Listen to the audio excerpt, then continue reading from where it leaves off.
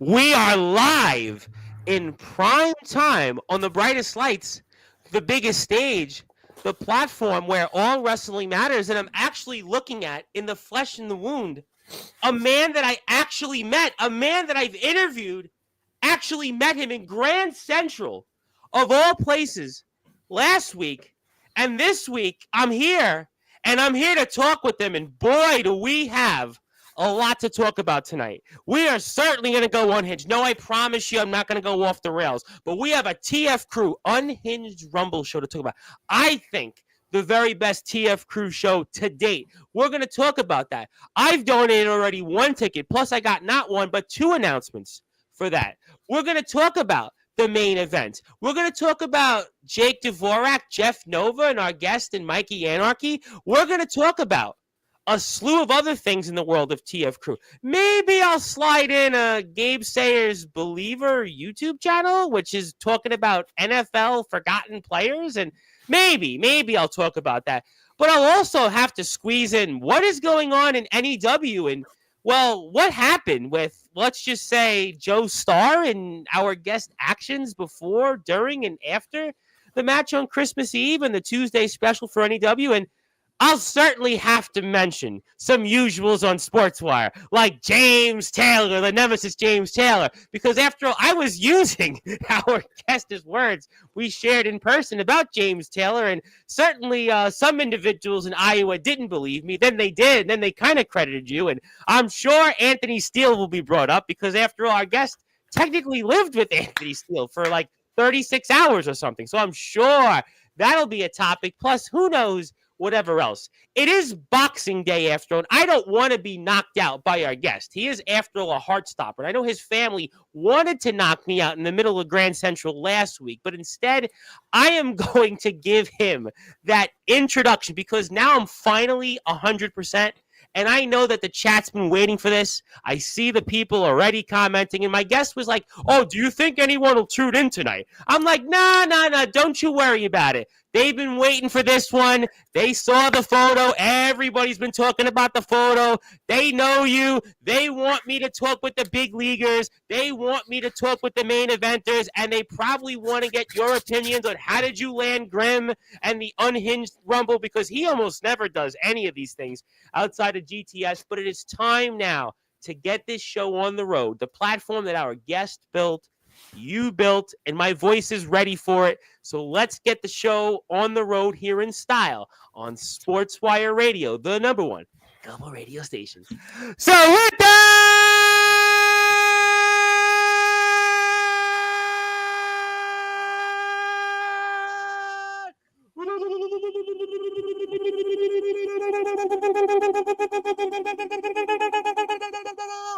wait for it.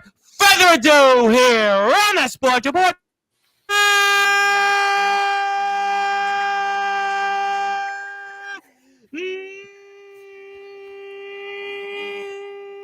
Number one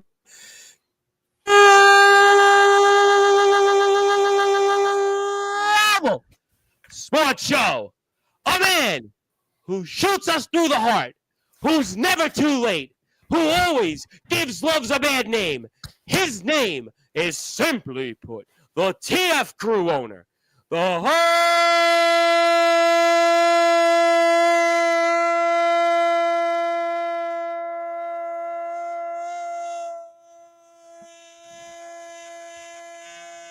Heartstopper.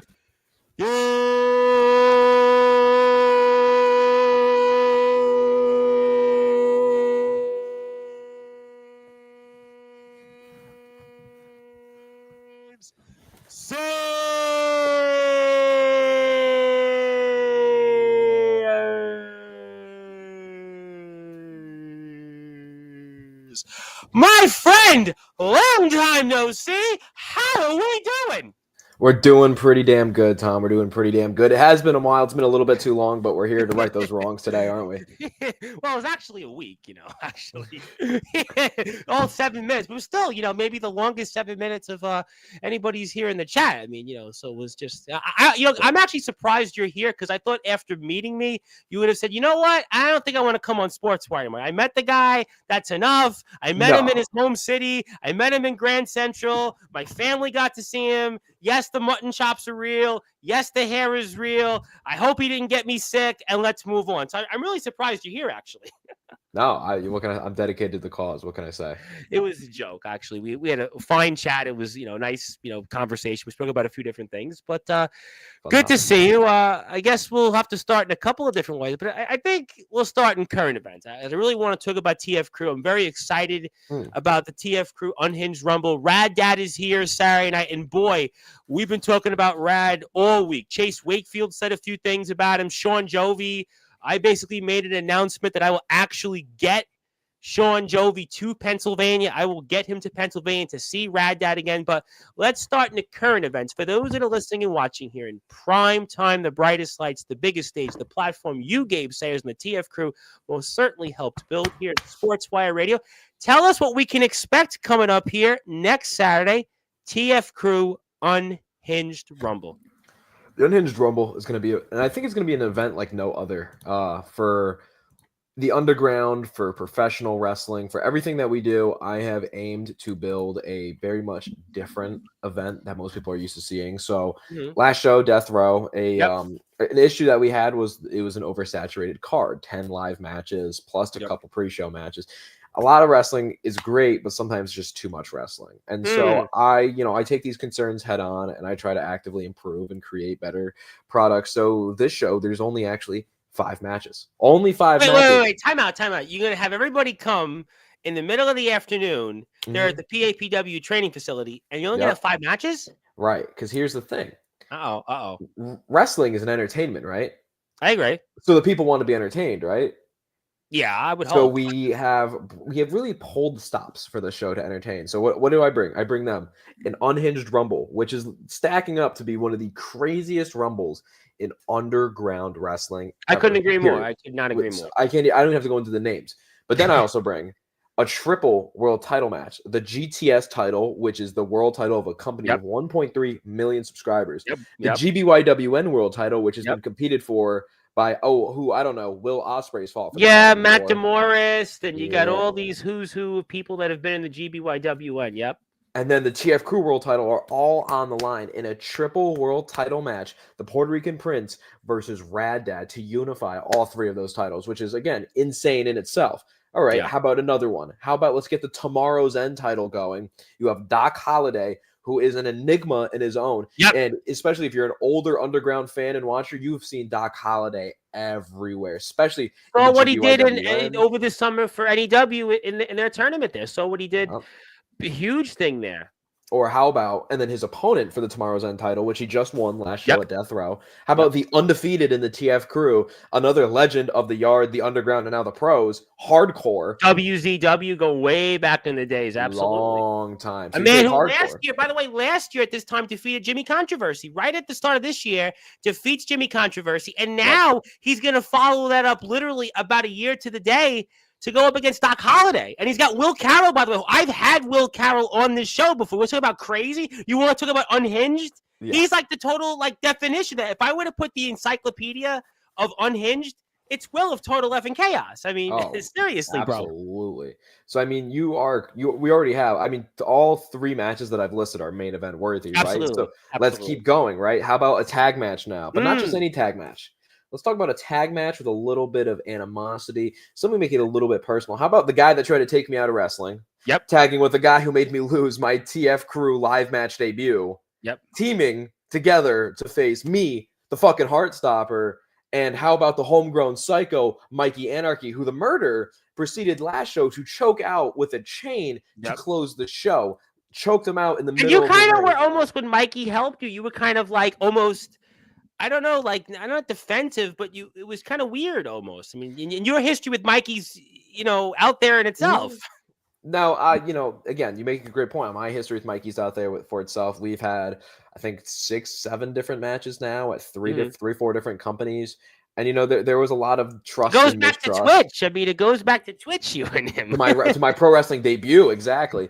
But at the end of the day, I was really appreciative of Mikey Anarchy helping me in my match against Jeff Nova and showing that appreciation. It just took me a minute. Say, listen, I'm human. I make mistakes too. So I initially did shove off Mikey because again, I'm human. What What do can I you say? think about Jeff Nova's haircut now, by the way? That's the big burning You question. know, What do he looks like a Walmart twink version of me, and I'm already a twink, so he's like twink prime. That's my opinion about his haircut. Yeah, Uh, well, uh, I'll but it leave it ain't at gonna make that. him any fans. But I mean, really, this is an intriguing match because Jake Dvorak, a man who's no stranger to this platform, and Jeff Nova, who I've always felt is one of the more intriguing figures in the underground and the independent circuit because Mm. we've talked about him in the past, his move set, his ability, your history with him, and then you in your own right with Mikey Anarchy. I mean, this is just like I want to say like the definition of an unhinged tag team match. Literally, the definition of an unhinged tag team match is this match here, Gabe Sayers. No, I can't agree more. And the only thing that can make this match unhinged is by making it a Texas Tornado death match, which is exactly what we did. So no rules, no countouts. Everything is legal. I'm gonna make Jeff bleed. I'm gonna make Jake bleed, which I've done many times before. So I'm no stranger to making Jake But Dvorak Jake bleed. likes to bleed, though. Jake, for him, it's like water. I mean, I don't really know if does that help you or hurt you in this match? Makes it a little easier because I'm gonna tell you, there's already some trauma that I've put onto that forehead myself, so that makes it just a little bit easier for me to bust Mm. them open. And again, like I said, just another main event in itself. That tag match that is Yep. going to be one of the craziest matches that I've ever been a part of. I mean, so much story, so much animosity, so much hatred is just in this match right here. And like I said, I did push off Mikey Anarchy when he initially did save me during my match with Jeff. But I'm a man. I make mistakes. I am human, just like everybody else in this chat and at this show. So I did embrace him. We did hug it out. And now we have a mission. We have a goal. We are the pillars of underground wrestling who are coming to expel the trash, the waste that has found itself at TF Crew's door. So, I mean, tag match, can't say enough crazy things about it. I guess one way to describe it, how you'd have an advantage, your history with Mikey's more. I mean, certainly Jeff and Jake know each other. Certainly, yes. Mm. But I would say that you and Mikey probably would have more synergy in a match like this just because you guys know each other so well. You've been in different feds, you've wrestled each other different times. Yes, Jeff and Jake, they certainly know each other in different places, but I don't know if there's the synergy as much as you and Mikey would have here in this match. Tell me your thoughts. No, I can't agree more because yes, they did team up in NEW a couple years ago with Redux, and that is well documented, and that's great for them. They were little butt buddies then, but they never actually teamed together in a match while in Redux together. Now, the big thing with Jeff and Jake is I think it's funny that the Murder, listen, I laid the contract there at the Murder's feet. I said, here's what you want. You want to take me out? I'm giving you the opportunity to take me out. Anyone from the Murder versus me and Mikey. And who did the Murder? No, it's not Chris Jackson. It's not Richie the Madman. No, they get their hired gun, Jake Dvorak, to come do the death match, which makes me ponder for a moment. Are the Murder pussies? Are they scared of a death match with Gabe Sayers? Are they ducking me? Do they need to bring in a hired gun? But you know what? And then I thought about it for a second, and I go, you're right. That would really suck to lose a match because, the Murder, this big, great group and tag team, that would really suck to lose to me and Mikey, who this is our first time teaming together. So, maybe it is smart that the other members But of could the you Murder... say, though, conversely, that Jake's experience in this is more documented than theirs and they want to win? It's true. It's true, but why hire a man to do your dirty work? Because that doesn't make you a man. If someone has to do your work for you, that just makes you a boy. Yeah, no, I don't disagree with that. That there's definitely, I would say, a fair point to that. I mean, we're going to certainly find out, but you got so much personal history with Jeff and Jake. So how do you keep it all in between now and next weekend to focus and starting the year off for your first match of the year and getting a victory? You want the honest answer, Tom? I've met you in person, so I mean, I feel like at this point the chat's going to want you to be honest on like everything tonight. I feel like they're waiting for this. There's one thing that I don't do that I've done to prepare for this match. I've never done this in my life. Okay, and it's two things. I've begun meditating. No, Yes, Gabe Sayers. Yeah. All right. All right. and I've started running.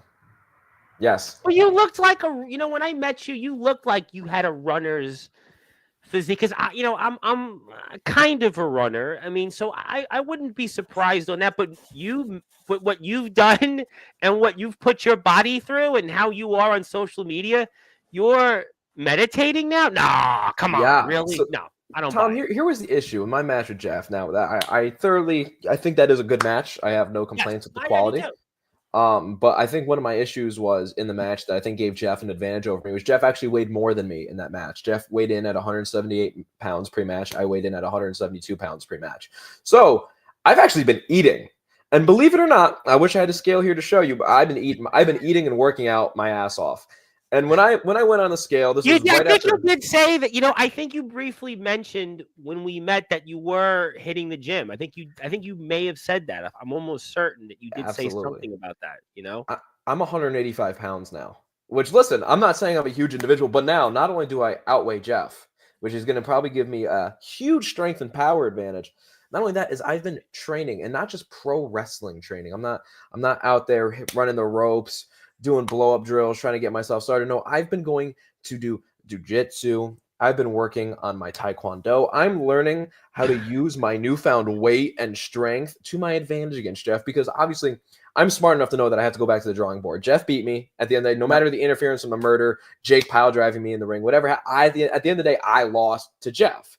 So what I have Sure. to do is right that wrong. So to right that wrong, I'm rebuilding myself piece by piece, brick by brick. And when I got on the scale after Christmas dinner and that scale's at 186.5 pounds, I was like, holy shit. I've been running a mile a day. For the past week, I've been running a mile a day, which is new to me. I Wow. don't run. Okay. I've never run in my 21 years of life. I've never ran. I don't run. I did the mile in high school. I don't run like to just run.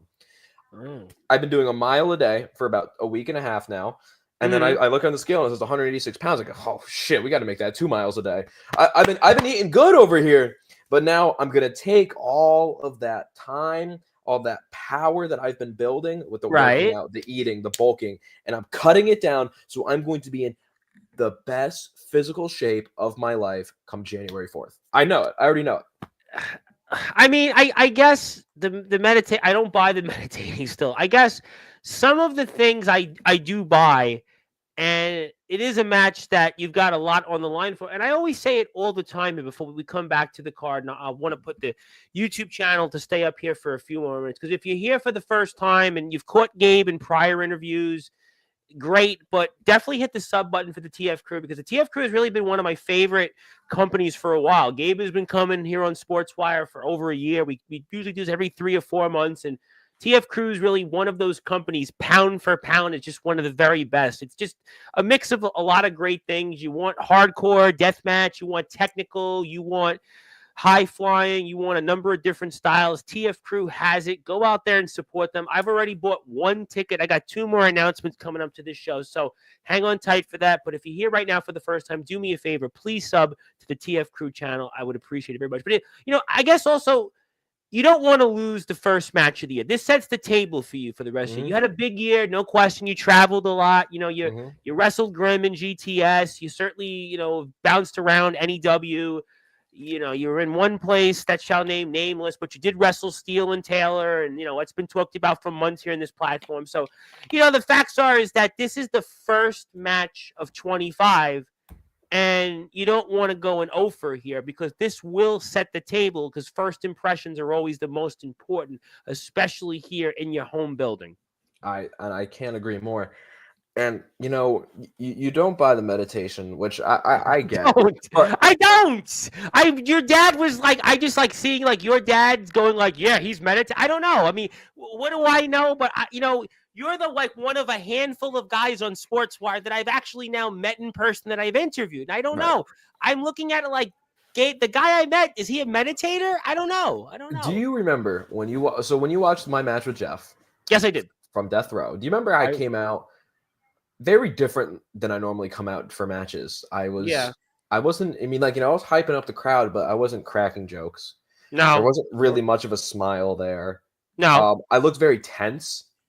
I had a little bit of Well, a you hadn't slouch. been in the ring in a while. I think that was, you hadn't, there was other things I think you were going through too. Obviously the whole history with Jeff coming back, and I think that maybe you were timid, with the history with you and Jeff. Maybe that's a part of it. Maybe he was in your head almost.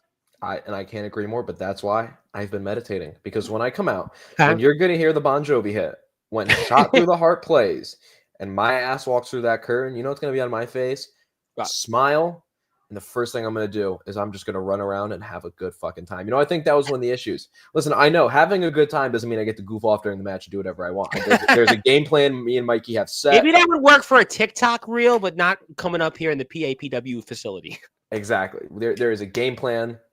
There is an idea on how we're going to beat these two individuals, and I'm going to follow that plan, but I need to have fun doing it. I need to loosen up, and I need to become fully Gabe Sayers. That wasn't Gabe Sayers in the ring against Jeff Nova. Yes, I had the technique, and yes, I was doing the moves, but none of that personality and none of the things that make me truly Gabe Sayers was there in that match. I looked timid.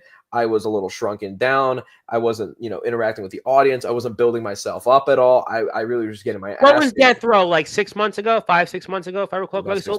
Let me go with this, because you've done a lot since then. Mm-hmm. Maybe you could come with the angle that you've also, as a wrestler, have evolved a bit.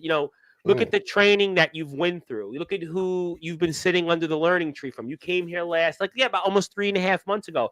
And I think that maybe from when you wrestled Jeff to where you're going to be coming up here next weekend when you're wrestling with Mikey against Jeff and Jake, you've only been in the game for a short time, and look at who you're learning from. So maybe we're seeing every 6 months, because every TF Crew show is like 5-6 months that you do the live venues, and maybe we're seeing you evolve into another stage of Gabe, where we're going to see, like you said, maybe some of the jokes shot through the heart. When you're too late, you give love a bad name, blah, blah, blah, blah. You'll probably have your reel. It'll go viral. You'll have something, but you're also learning from the tree of Paul Roma, Mario Mancini, and you've had a run in GTS, and maybe that's going to also help you to kind of be able to get to where you want to be and also go mano a mano with Jeff's experience in the Indies.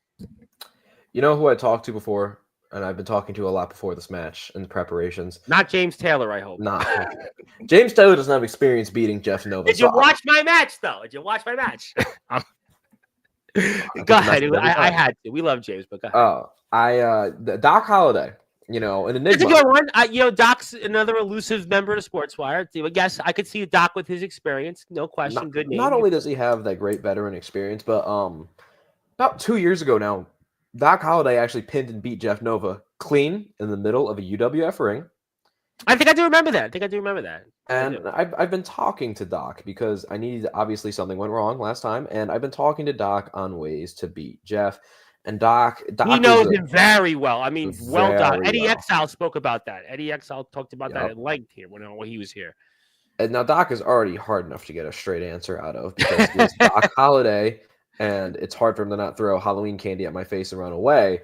But when I can sit him down and have the conversation, I realized that the whole reason Doc said that he was able to beat Jeff at UWF clean as a whistle, 1, 2, 3 in the middle of the ring with a spinning tombstone pile driver was that he was truly Doc Holliday the entire time. He didn't let the pressure of a new company get him. He didn't care that he was wrestling someone he's pretty much trained himself. He was just Doc Holliday. So even though I hate Jeff, even though Jeff has tried to take me out of wrestling, even though Jeff choked out my best friend at the end of Death Row last show, I'm just going to be Gabe Sayers. I'm going to do what Gabe Sayers does. And what Gabe Sayers will do is beat Jeff Nova in the ring January 4th at the PAPW facility during the Unhinged Rumble. It's as simple as that. It's a guarantee.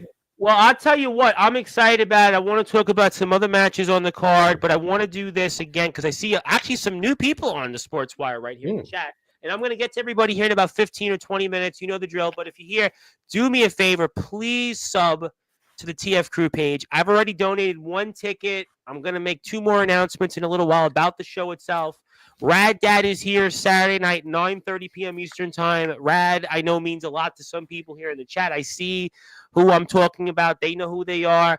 Definitely, please support the TF Crew. I'm very excited about the TF Crew. TF Crew is one of these companies I mean, they do a better job. You know, there's pro wrestling companies that don't put out the content, that don't have the production value, that don't have the type of wrestlers. I mean, you look at young up and comers. I got Christopher Black here.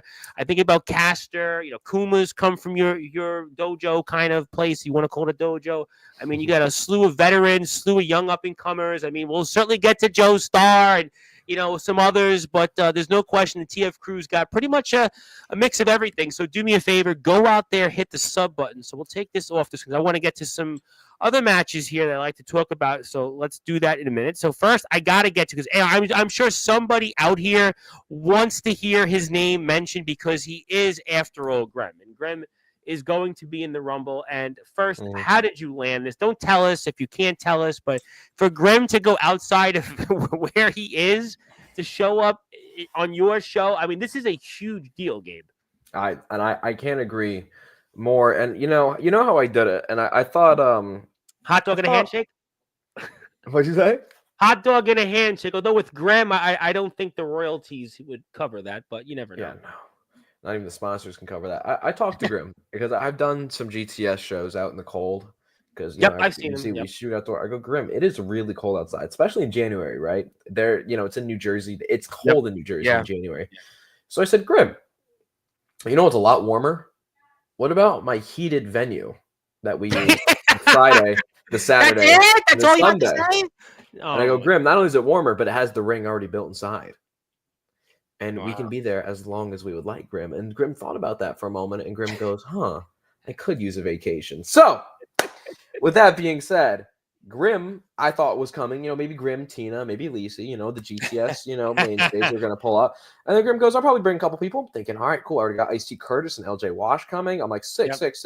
And then I get sent the laundry list. No, fuck that. The grocery list of the people coming with him. And I go, well, makes my life easier for booking this Rumble because half my damn Rumble's coming now, apparently.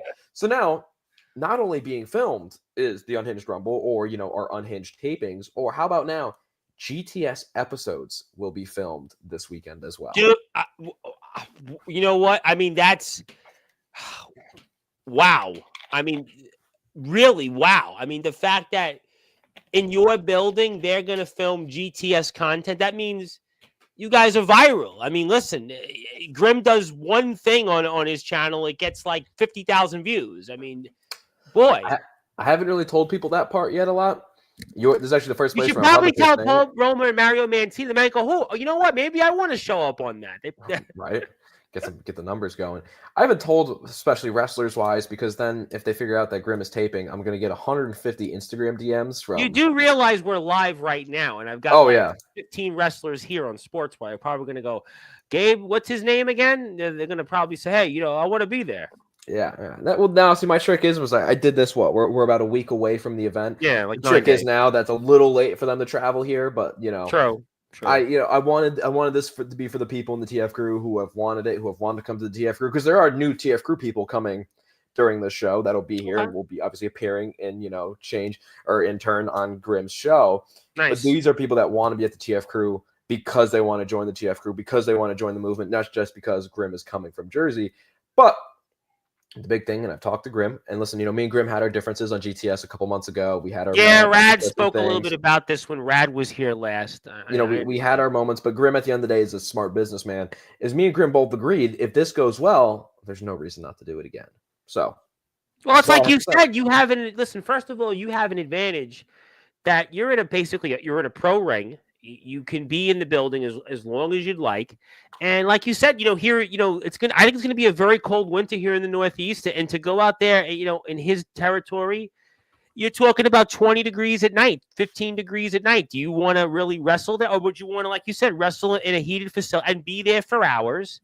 Yep. And you're in a pro ring. You're in a pro ring practically. I mean, and to me, think about it. It's a no-brainer. I can't agree anymore. I think Grim saw it. I saw it. I see this as a great opportunity for everybody involved to get new eyes on them, to really make some shit look great. And like I said, this is going to be one of the craziest events yet. And okay, so remember we talked about there's only 5 matches on the show, right? Yeah.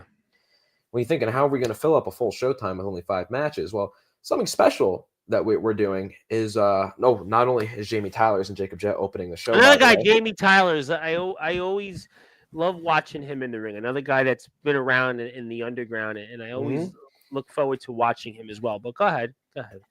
Is we have these 5 great matches, but Yep. how else are we going to entertain this crowd? We have 2 stand-up comedians coming to perform sets on No, the I'm show. not performing for the chat. No, I'm not performing. Don't spoil it. Don't spoil it. I'm not Um, performing. I'm not. we have 2, full blown stand-up comedians. I went to comedy clubs. I did my research. I'm not, I didn't just pull up Joe Schmo off the street to be like, hey, you want to stand in the ring and do some comedy? But we have vendors.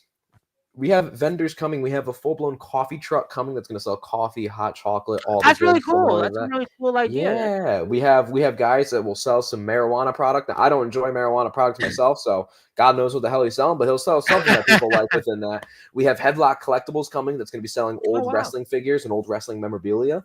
So, it is going to be a complete entertainment-filled event. That's the goal, and that's what our job is right Wow, there. you know what? I hadn't thought of that. We're here with Gabe Sayers, of course, the Heartstopper. He's the TF Crew owner. My name is the Reverend Tom Bryce. You know that by now, but we're talking about the TF Crew Unhinged Rumble, which is next Saturday. And this is the TF Crew Instagram page. Go out and give them a follow. But that's pretty cool. You think about the networking you're doing, Gabe. You always change the game, objectively speaking. You got GTS coming. You're going to film some stuff there. You said marijuana stuff. You got Headlock Collectibles. You got a Yep. stand selling coffee. A whole truck. A whole Whole truck. thing, right? And then you got 2 comedians. I mean, I haven't. I think the UWF has done something like this before, right? I think UWF has done something with this, but you don't see this often. That you're going out there in the entertainment world and networking. I had this conversation with a wrestler, an indie wrestler. I won't say his name, who came on here about a week ago, and he was telling me his background. I said, "Well, why don't they capitalize on it? He's like a singer, and he does different things." And I'm like, why don't they capitalize? He goes, well, the promoter, he doesn't want to talk about my past. They don't want to mention it. I'm like, listen, this is a way to network. If you have a base, you have a following, you bring that in. And to me, this is genius because you're bringing in people from the outside world that are bringing a following, that are going to bring in engagements, and you're going to get people more interested in your product. And it's also going to open up the fans of TF Crew and the fans of, of underground wrestling. So, you know what? Maybe I want to check out these comedians. Maybe I want to check out Headlock Collectibles. Maybe I want to talk about whatever else you guys are going to do. And I think, to me, that's what it should always be about. It should always be that open form of collaboration. This, to me, is no better example of this. And I appreciate that. We're looking to innovate at the TF Crew. That is our specialty. And at the end of the day, we are just here to entertain. We want to bring you one of the fullest forms of entertainment with different facets of entertainment, comedy, wrestling, vendors. That we want to make this a really fun event. And we want to make this an event that people are going to remember for good reasons. And I think that, innovating in the underground is something that we don't see a lot of anymore, unfortunately. And, sometimes you got to grab the flag and lead the charge. So, I'm not saying that every show needs comedians on it. I'm not saying every show needs a band in it. I'm not saying every show No, needs but I vendors. think at least you're going out of the box. I think Make it that to different. have comedians, even if the people don't know them, but they could open the show. It's like I just watched the Bob Dylan movie today. Bob Dylan's playing in the Newark Folk Festival, whatever it was, and it was different people, and they were like, you were seeing different elements of people, and I'm always a believer in that. That's what it should be all about. I mean, that's the way we connect people. It's always about networking, and to me, this is a way to explore. If it works, we'll do more of it. If it doesn't, maybe some things you look at and reevaluate. But I mean, to me, there's nothing to lose, and I think it's a win for everybody. And also, it's great to have an opening act. If these guys are going to warm the crowd up, get people going, you're going to have a big turnout, gets people going, keeps them into the game. And that's what it's all about. It's like you go to a show, right? And you have a concert, and you have an opening act. The opening act comes on for 30 minutes, 45 minutes. They get the crowd going, and everybody gets excited. And I think, to me, it's the same concept here. I can't agree more. I think the big thing is TF Crew doesn't run very often, as you know. We do big shows, though, when we do run. And it's because we're trying to make wrestling a hot commodity again. I will say, unfortunately, and I hate to say this, I think that pro wrestling and underground wrestling are starting to get a little bit oversaturated. I think there's a lot of shows. I think it's been like that for a while. I do a lot of UK wrestling, and the UK wrestling scene is like terrible right now. It's been like that for about 2 years. It's just been It's horribly oversaturated. oversaturated. Yeah. There's a lot, and that's for better for worse that there's a lot. But I think that that's what we're trying to make wrestling special again with our own Sure. special brand of wrestling. And so making it special by having, say, the opening match of Jamie Tyler's versus Jacob Jet happen, say, the Tomorrow's End title match happens between Doc and Hardcore, and then boom, comedian. We're breaking it up. We're making you want the next match, then there's a comedian. Then there's 2 more matches, and then there's another comedian, and then comes the main event. We're making it special. We want to make each match mean something, and there's no more just filler matches now. No more just like, oh, this is just here because we want to get it done or because this would be blah, blah, blah. We want these matches to mean something. Now, it's hard when we first started the TF crew to, really follow on that idea and that ideal of making all these matches mean something. Yeah. Because, again, there's no history to the company. We're a brand new company. But now that we've had a couple shows under our belt, all of our matches now need to mean something. And I think that is one of the best things on this show is that every single match here means something. Jamie Tyler's and Jacob Jet clashed on the pre-show at Death Row, which ended up premiering on Unhinged. There's some bad blood between them now. Obviously, Doc and Hardcore have known each other for 20 plus years. That goes back to WCW. Yeah. I mean, that's a very long. If you're a true fan of the underground scene, you know the history of Hardcore and Doc Holliday. That's a big, that's a legacy match. And Hardcore won the number 1 contendership in a Death Row in the triple threat against Jimmy Controversy and Chris Jackson. That's where he won the number 1 contendership. And on that same show, that's where Doc Holliday won the title against Christopher Black. Now, you move to the tag match. I don't have to explain to you why that match is important. It means a lot. The story there is evident. The match between Angel and Rad Dad, a dream match, 3 world titles. Oh, my. I mean, we're going to get to that after the chat. I mean, Angel and Rad Dad, I mean, it's a generational match. That is a generational match. And I think that people in this platform kind of sleep on Angel, which I think is completely, you and I were talking about this. I think they sleep on him, unfortunately, and I'm never quite sure why that is, but he is pound for pound. What he's done outside of the wrestling world, we're going to talk about that in a few minutes, but I want to get to the chat, and a lot of people here, and I want to give them the opportunity to say hello. Speaking of people that are locked in, my buddy, Mr. Ox McCoy, in blood, and he's actually the first comment. It's usually Zilla, but it's Ox McCoy. Ox got in here first. I mean, this is the first in like weeks. Yep, Ox got in here first, and Zilla is here. How you doing, Zilla? Zilla was waiting for the friends in the IMF. Yep, hello there, Ox. Mr. Darkron is in the house. Mr. Kron himself. He said he was very excited for this interview. Looking forward to you coming back onto Sportswire. I had a very good conversation with Mr. Kron, and Mr. Kron is always valued on Sportswire, though he was telling me some things that did make me a little worried, but I hope that Mr. Kron doesn't do what I hope that he won't do, but I will tell you this much, because he's almost at 1,000 subs. He's 24 away. He usually won't do this, but he's 24 subs away. So if you hear in the chat, give him a sub. He's 24 away from 1,000. So go out there and give him a sub. So give Dark Kron a sub. We love Kron, and there you go. Hillbilly Tilly is in the house. My buddy who was here on Friday's show talking about a topic you actually know a lot in football. He was here, Mr. Tilly, the AWL general manager. Dimitri Green. I haven't seen Dimitri Green in ages. I mean, how are you doing? It's been a while. What do you say? Hello. I'm going to get to Joe Starr in a little while, but Joe, the star of the show, I'm kind of confused about you and Joe at the moment, but I'll say hello. I'm confused with Joe, but between you and him, but look who it is, Gabe Sayers, and the one and only Tom Bryce. Yes, thank you, Joe, for that. I think I appreciate that. Hello there. Yes, Joe Starr is here. Who else we got? We got Sportswire. It's like Cheers. Everybody exchanged pleasantries. Hype, Mikey Do. How you doing, Mikey Do? How you doing, Mikey? Nicholas Crenson's in the house, the RCW champion. Good evening, Reverend, and Mr. Sayers. Hope all is well. I was speaking with Mr. Crenson. I think we spoke briefly today.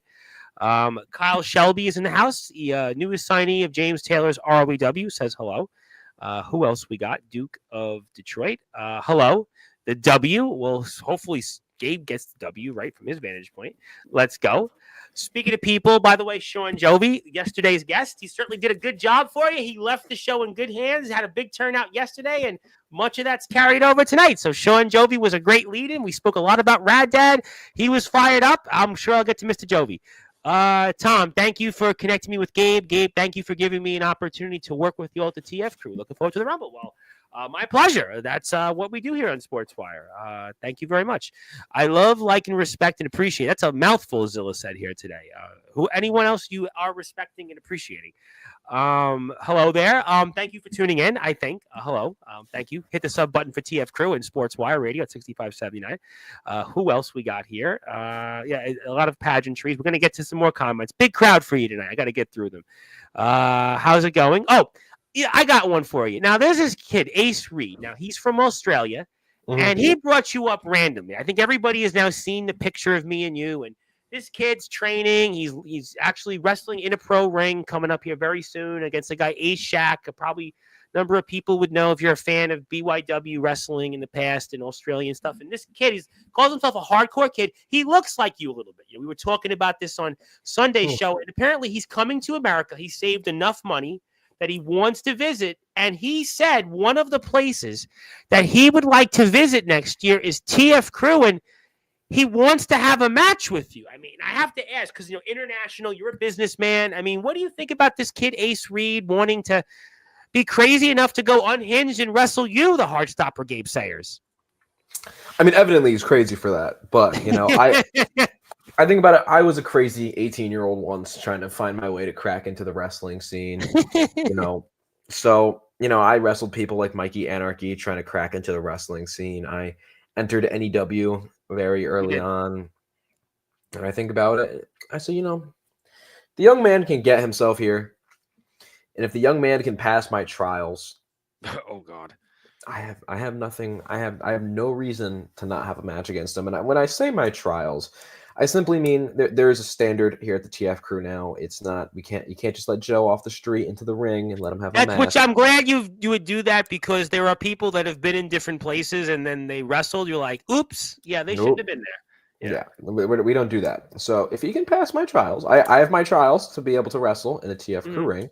If he can pass my trials and he can get his ass over to the United States from, the land down under, take his little upside down plane over, whatever he's got to do,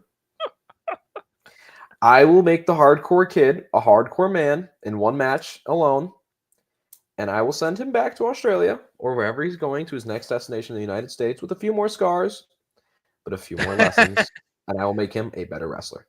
I promise. Well, you know what? Listen, I warned him. Technically, he and I, we have a long relationship. I'm actually a commissioner in his federation in Australia. And I was like, you sure you want this? You sure? He's like, no. He's like, I want it. All right. Well, even he usually doesn't say hello to the guest, but he said hello to you tonight, which actually means that he was tuned into this. So we'll say, yes, hello there. If you're here, hit the sub for the TF Crew. I would really appreciate that. Hi, Evan. Who is Evan? Do we have an Evan here? I don't know why there's an Evan here, but I know Ultimate Gamer is. Thank you, Ultimate Gamer, for tuning in. I'll see you, I know, tomorrow's show. Jeff Nova is one of the, I've said he's like Shawn Michaels in the underground. I know you don't like him, but from a wrestling standpoint, he is really one of the more, phenomenal, entertaining, wrestlers that you should go check out. But he's one of those guys that hasn't come on Sportswire because he's kind of like always wrestling. So it's guys like him are like hard to like hammer down. Some guys are like, can I come on, Link? And other guys are like, yeah, I'm not available, But check out Jeff. Jeff's a great guy. I've spoke to Jeff a couple times. Actually, he's a really nice guy. We spoke a few times. Honestly, I know you'd say that, but let's move on to Sean Jovi's comment. Honestly, making my way out east has been on my endgame bucket list for a hot minute. If James Taylor can never say never his way to the IMF, why can't Sean Jovi travel somewhere out of his comfort zone? I mean, any thoughts on Sean Jovi? Anything that you want to say about him? I always promote people going out of their comfort zone. The TF Crew is built on breaking out of your comfort zone. And I'm just saying, Sean Jovi, you have a lot of history with the GBYWN organization. You have a lot of interest with the GBYWN organization. And I have a certain guy on my roster named Rad Dad who happens to be their world champion right now. And I know Rad Dad's a fighting champion, and I know I'm a promoter who likes to see fights. So, Sean Jovi, if you got yourself out here and you could show yourself worthy of earning a shot at the GBYWN world title, I have zero reason to not let TF Crew house such a great match.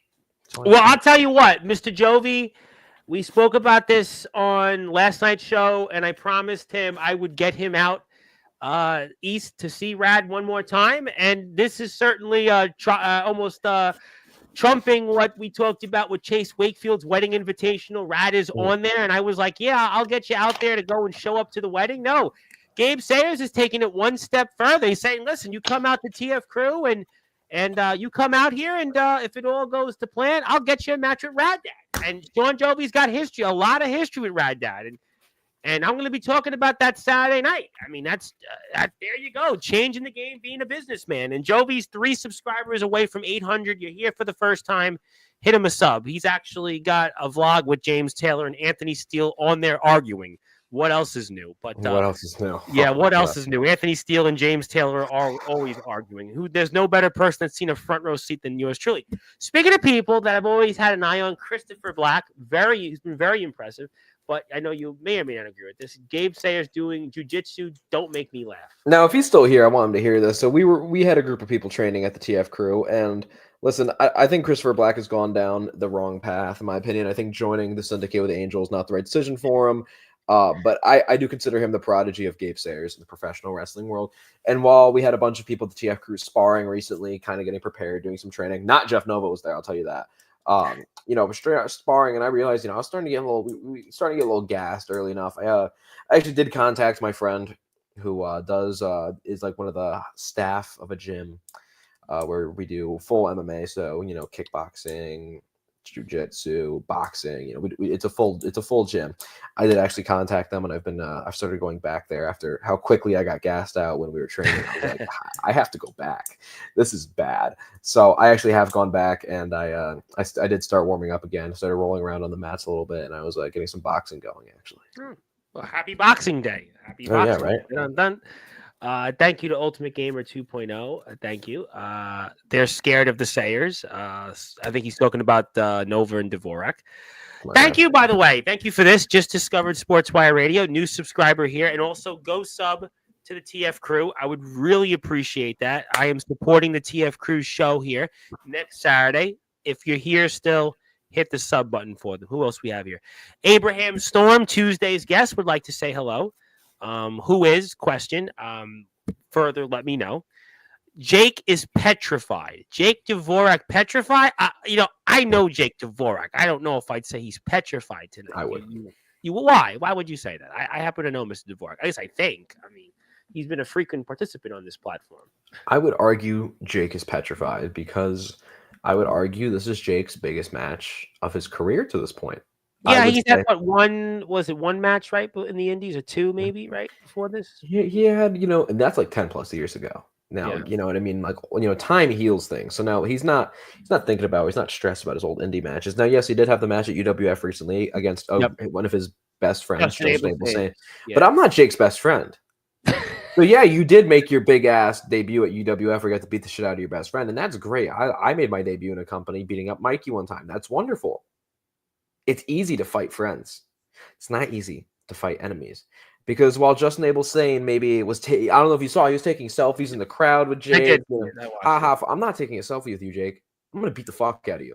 I'm going to make you bleed. And I'm going to show every single fan in Connecticut your bleeding face for costing me my match against Jeff Nova. So, just my opinion.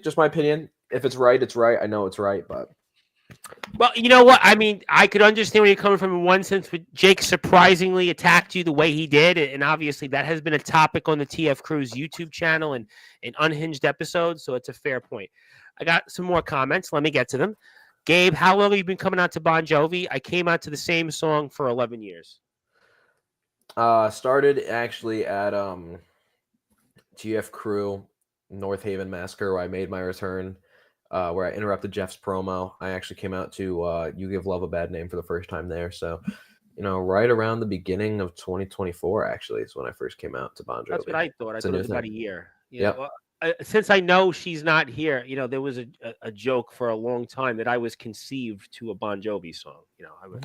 My mother, who's not here, thankfully, to hear right. I was told I would be the baby Bon Jovi, but I don't know if I quite. Yeah, but we'll move on. Because then she'll probably hear, why did you mention that? And I said, well, we had a big crowd on Sportswire until I broke away from the shadow of my Fabian father, John Bon Jovi. I believe in Jovi. Clap, clap. Speaking of people who are here, and by God, there he is. Howdy, Tom and Gabe, and the legendary James Taylor. The legendary James Taylor, who, by the way, I was quoting you, Gabe, throughout Thursday's show last week with all Omen Black and Soldier GP and Justin Parsley. And, they should have listened to you. They should have just asked you instead of me just talking to you about it. And they were kind of wondering about James, but James showed up and there he was. There he was. That is James for you. And then he had Maven do a video yesterday basically talking about Soldier GP and Justin Parsley. At least from your vantage point, you didn't have to worry about that. You wrestled was what it was, but yet we saw that continue there. And let's see who else we got here. I used to have, and Sean was trust buttons once. I regretted not bringing them back during the American Resident Rockstar period this past summer. Hello there. What's good? What's good? Thank you. Hello to James Taylor. Yes. Who else we got? Let's get more questions. Abraham Storm wants to face Darkron. Well, you got to train. Keep training. Same here. Yep. Best man win. There. Ox was happy. He was happy. Heard his name. Zilla says that if she wants to become a wrestler, that her dream opponents are Joe Starr and the Heartstopper Gabe Sayers. Train, right? Train. A lot of training. Train. And Joe says he wouldn't mind and you wouldn't mind. And who was somebody like the weed here coming to TF Crew? They like the weed. Afro Man, I get it. Yeah, well, I have never smoked in my life, actually. I never smoked. My parents smoked or smoke. Well, my dad's dead, but my mother smokes, but I never smoked. See, I got into the world of politics. So for me to go and, hey, now it wouldn't be a big deal, but, I don't think I would have had the strength or courage to say, hey, I'm high, and want to work. No, I agree. My mom, before she passed away, was a big weed smoker, so no, I get it. Yeah, I understand. Gabe sounds freaking amazing. Yeah, you've been here before when Gabe's been here. Kron, what are we missing here? I feel like what you forget? How to get booked at TF Crew? Well, I mean, he's here right now. You got to DM him. I'm going to give you the link. You got to DM him on Instagram. This is how you get in touch with Gabe. Talk about what you've done. And Gabe will take a look. If you want to travel, you have to obviously talk to Gabe about it. And this is how you do it, to quote Montel Jordan. This is right here, the link, TF Crew Instagram. Check them out. And Gabe will look at what you think, Kyle. And so figure it all out. And, we'll see what happens. Definitely never say never, to quote James Taylor. It's travel. He's in Michigan, so I don't know the distance between Connecticut and Michigan. Gabe, my guy, this show that you have coming up sounds super amazing. I could not agree more about that. I have a link to put up for that as well. Yes, I agree on that as well. Grim had a whole toy show before. Yep, correct. I'm almost positive he was at 500,000 subs or something when he decided to start GTS. Yes, I think you're right. Past audiences are very important. Excellent point, Kyle. I'm about to get fired. No, you're not. Fried. TF Crew. Okay. Yeah, I don't know. Speaking of people who, by the way, I have said, this guy, Caster, got to get him on sports. We got to do a TF Crew day before the 4th of January because you got some guys, and Caster is one of these guys. I look at this guy, and he's straight out of Central Casting. He's tall. He's got charisma. He's got athleticism.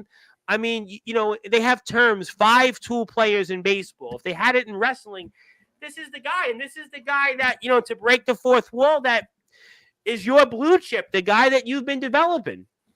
Now, like I said, Christopher Black went down the wrong path, starting to diddle off with Angel.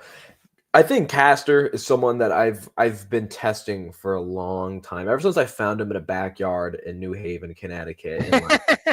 In 2023, maybe 2022. I don't exactly remember. Ever since I found him in the yard, I've been testing him, and I did think I honestly gave him his biggest test when we did main event an episode of Unhinged together. And frankly, I was very mean to Caster. I wouldn't even say I was very mean to Caster. I was not the typical Gabe Sayers in that match against Caster because I wanted to test Caster. I wanted to push Caster. But Caster is also another one of my prodigies right here. When I go down, when the heart takes me out of wrestling, when I get because we have the first open heart surgery, everyone can see it. I got it about 2 summers ago. Yep. Everyone can see the first open heart surgery. Once I get another one, I'm done. That's it. And once I'm done, it's going to be people like Christopher Black, like Caster, that are going to be holding my lineage and holding out and really representing Gabe Sayers in the wrestling world. And I know Caster will. He's someone that, yes, we did have issues. I truly never had an issue with Caster, even when I was saying mean things about him, even when I was doing mean things to him. All I want to do is push him to make him a better wrestler, and that's my job as the owner of the TF Crew, is to create the best wrestlers possible. So that's why in UWF, Mike Fatality gave me the call. Mike said, "Hey, Gabe, you can book your own match for UWF because I trust you. We're good friends. You know how to book at the TF Crew." I go, "Okay, so I have a tag match, and it's going to be me and Caster versus Leonidas and Kuma, which was, shown on the TF Crew or The seen by Golden UWF." Boy Kuma. Yep. And one thing I have to say, me and Caster worked really well as a team. That is one thing that I have to say. I think we worked really well as a team, and I am immensely proud of him because he pinned the man that has never stopped bothering me. You guys thought I was bad to Caster because, listen, I did beat him up. I was a little rough with him, but I'm just seasoning him, okay? I don't need another piece of grilled white chicken, all right? I need seasoning. I need a saw, and he knows that, and he knows the expectation, and he is following that expectation closely. But he pinned the man who has been the biggest pain in his ass that I've ever seen. Leonidas has followed Caster to GTS, Yep. to LTW. Yeah, that's what I think. I spoke NEW. about Caster also. I had on Austin James, who had a stint in GTS, and I think Caster came up in that. I think Caster came up in that segment because he did one show with Rat, two shows with Rat in the Indies, EBW Pro in New Jersey, and right out in South Jersey, Gloucester, where Pro Wrestling Venom has run a show there. Yep, you've been, you know the venue, you've been there. Yep, yes, I was. That's my thing, is like Leonidas, like that he was always just finding ways to catch, Caster off guard. He dropped in Caster's UWF debut, he dropped Caster in a multi-man match. I mean, he was always finding ways to catch Caster off guard. And Caster was able to right one of his biggest wrongs of his life, and he pinned Leonidas in that match 1, 2, 3. Yep. So there's my job right here to make Caster the biggest star he is. And at the TF Crew show, January 4th, I want you to just pay very close attention to that very, very short time before the opening match of Jacob Jett versus Jamie Tylers. That very short in-between time, I have something very special for Caster coming up. Well, you know what? I am very excited about that. Let me put the poster back up because actually, as you can see, I've already bought one ticket, and I will get to it another announcement here in a minute or two. But we'll certainly save that for the rest of the comments because I still got a bunch of comments to get through. You were worried that people wouldn't tune in. Well, guess what? They're here for you. TF Crew is the pinnacle of the underground production talents, and Gabe Sayers is leading the way. I could not agree more. The TF Crew production, what TF Crew does for each show is they're meaningful. They're also doing different things, storyline purposes, TV value. It's got, we've talked about this in the past, few months. It's ECW like, it's quality. There's uniqueness there to it. That's not what you see in other platforms. That's why you need to support TF Crew, and we'd appreciate that. Thank you so much. Well, I'm glad you're here, Caster, and hopefully you want to come on to Sportswire because I do plan next week. I'd like to have a day to dedicate to some of the guys coming on here to talk about the Unhinged Rumble, and I'm sure that Mr. Sayers will have a thing or two to say on that. Darkron, when you coming back to the ring? That's for Darkron to answer. I have officially been cleared to return to the squared circle after years of sitting on my sidelines. I am currently back in training and make my return in 25. Congratulations on that. And I am sure if you'd like to get in touch with Gabe about a return, let him know. And I'm sure we could work that as well. Jovi's making moves. Thank you, Dimitri. I love fighting, and I want that GBYWN gold. Sean, get that belt so we can beat each other half to death. Well, Angel Santiago has got his own sights on that. So we'll see. We're going to talk about that in a minute. Yep. Color me hella interested. Yeah, well, there you go. Color him. Jake is afraid of a Gillette razor. He's petrified. I am not so sure about. I know Jake. He's not petrified of Gillette razors. I am gonna go and partially say Jake is not afraid. But we hear that, Jake. Now, Jake, I'm telling you, I know Jake. Speaking of people, my buddy, Mr. Barry Gutman, who's a hardcore gamer, I've tried to get him into the wrestling world. He won't do it, but he's a big boy who goes back from me way back in the days of Brooklyn, pre-mutton chops. I won't annoy Barry with the picture of us together, but I will say Barry is a hardcore gamer that has a podcast. If you like to play games and you want to talk to Barry instead of me going forward, go give Barry a sub, and that's his page. He's almost at 100 subs. Barry's looking to talk to prospective gamers and maybe Barry will take over for Sportswire because he should take over the show, and I can go now off into the sunset. And that's Barry's page. Barry, happy Boxing Day, happy Hanukkah as well, because Barry is also Jewish. And thank to our Jewish friends as well. Razors can be frightening. I should know. Hello, everyone. Thank you. How would you guys grade Angels World title run so far? I would love to answer this question. I know you're not gonna like it. I'm gonna say an A plus. You know why it's an A plus? I'm glad that Castor said this, because look at the heights that the TF crew has grown, right? Look at where he's taken his name, and that's carried over the TF crew brand. Look at the competition he's squared up against. Look at what he's done in helping TF crew get to this moment. You can say whatever you want about his personality. You can say some people may not like his character. Some people may not like the syndicate. Some people may not like how he comes across. But in terms of what he's done as a champion, he's helped the TF crew grow leaps and bounds. And that's objectively how you view a champion. I'm going to give him an A plus. I understand it. I definitely think he is favored by the lighter schedule that TF Crew provides, but he has had a plethora of opponents. And he's been. Well, how about box? How about look at what he did? Celebrity boxing. How about that? You can say whatever you want about him. Celebrity boxing, that helps TF Crew's name. He's attached to your company. How about what he did in Florida, in his own state? That helps your name. It certainly does, and he has certainly beat some quality opponents. Mikey Anarchy, Obey, Leonidas. Congratulations to Obey, by the way. He's expecting a baby, by the way. Absolutely, a young boy. I can't wait to meet a mini Obey. Can you imagine that? He came on here last year with a gun. Can you imagine baby Obey? Yep. I personally can't wait to meet mini Obey. That's true, too. Good point. And, like I said, Angels beat people. He beat Castor in 13 seconds. Yep. He's pinned guys like Jeep and Jeff Nova for the title on an episode of Unhinged. So it's not like Angels never beat high quality opponents. But, Angel, I don't think anyone has ever faced anyone quite like Rad Dad. And listen, Rad right now is on the run of his career. Rad has also been in there with the Rock and Roll Express. Rad is constant. I mean, Rad is the definition of a working man's wrestler. Rad is out there. I mean, he is working every weekend. So this is a huge test for Angel because, you mentioned names like Anarchy. You mentioned names like Obey, which is great. Don't get me wrong. Those are, they've all come on here, but Rad Dad works every weekend. Look at what Rad has beaten Mikey Anarchy before. Rad has been in there time and time again. He has been there with the very best in the independent circuit, and now he is the GTS legendary world champ. He's the legacy YouTube champion. I mean, and now he's got the GBYWN title. I mean, this is a banger. This is a bona fide. This could be an early match of the year candidate. I can't agree more. Listen, you know what? I will agree with you. You say an A plus. I'll give Angel an A. I will give my own world champion an A for his title reign. Very kind of you, Gabe. Happy holidays. What can I say? I'm just in the giving mood, I guess. If you would have saw what I gave my girlfriend, I am certainly in the giving mood. Ran up. Well, you're here with us on Sportswire, so you are very giving tonight.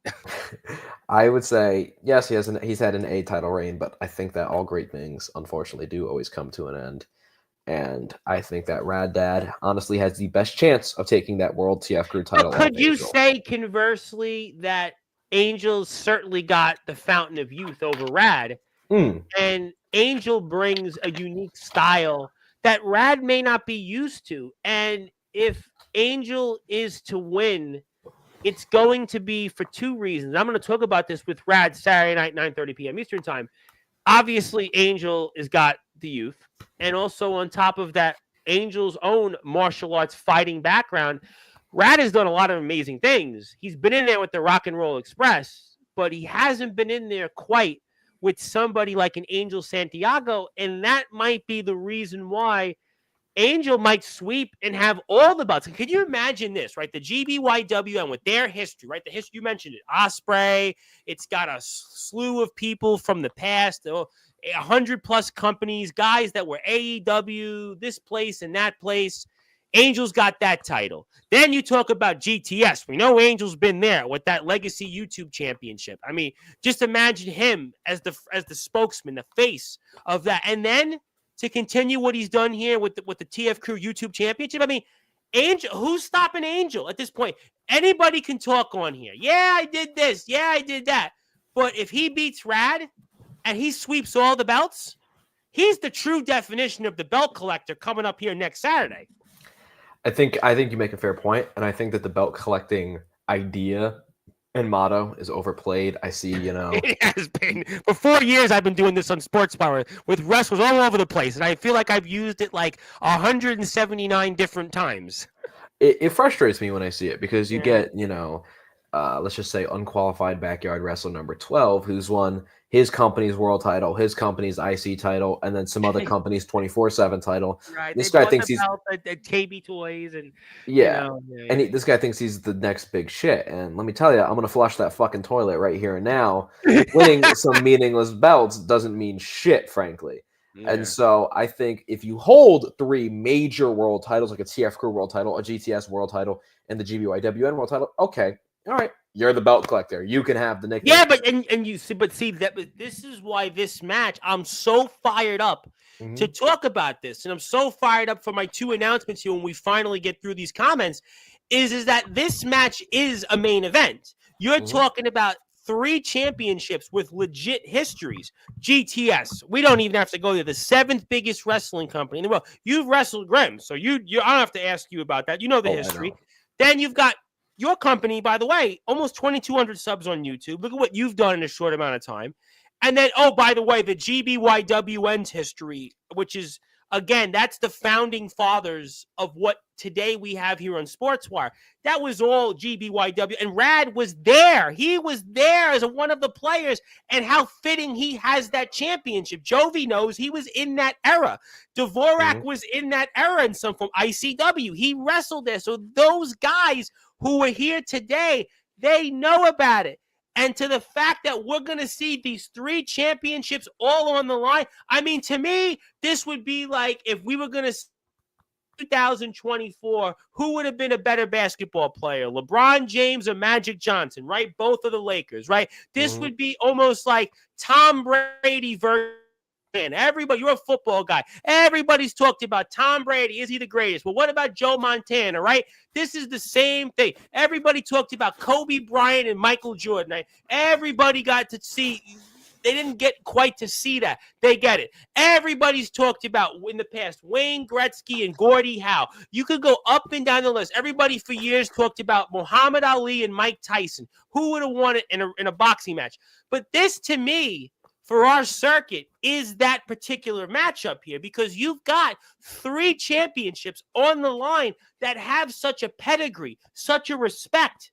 And we're going to get a chance to see this match here at the PAPW facility here next Saturday. Doors open 3 o'clock Eastern time. This is the main event. This is the match again. As I stated, if you didn't get a chance for Brady and Montana, this is the match. If you didn't get a chance to see LeBron and Magic, both were Lakers, this is the match. If you didn't get a chance to see Tyson and Ali fight, this is the match. This is all on the line. To me, if Angel pulls this off, Angel, nobody will ever sleep on Angel again. If Rad wins and sweeps all the belts, yeah, Rad's on certainly a magical run, and it'll continue. But if Angel does this, he has a chance, really, to cement his legacy because Rad's legacy, in my opinion at least, has been cemented long ago. But if Angel wins here next Saturday and he holds all these belts, nobody can deny that Angel's legacy has already been cemented, and he's just getting started. I can't agree more. I mean, Angel is that. I can't believe I'm saying that Angel is the up and comer in this match. Yeah, someone like Rad Dad, but Angel chases these big fights. We know this from the celebrity boxing. We know this from his background of all the other companies he's wrestled for. When he went down to Jersey, flew back to Jersey recently to wrestle at a Smashmaster doing the collab show. I was actually in his match in a fatal 4-way. It was me, Angel, the Goomba, and a guy named Twitch.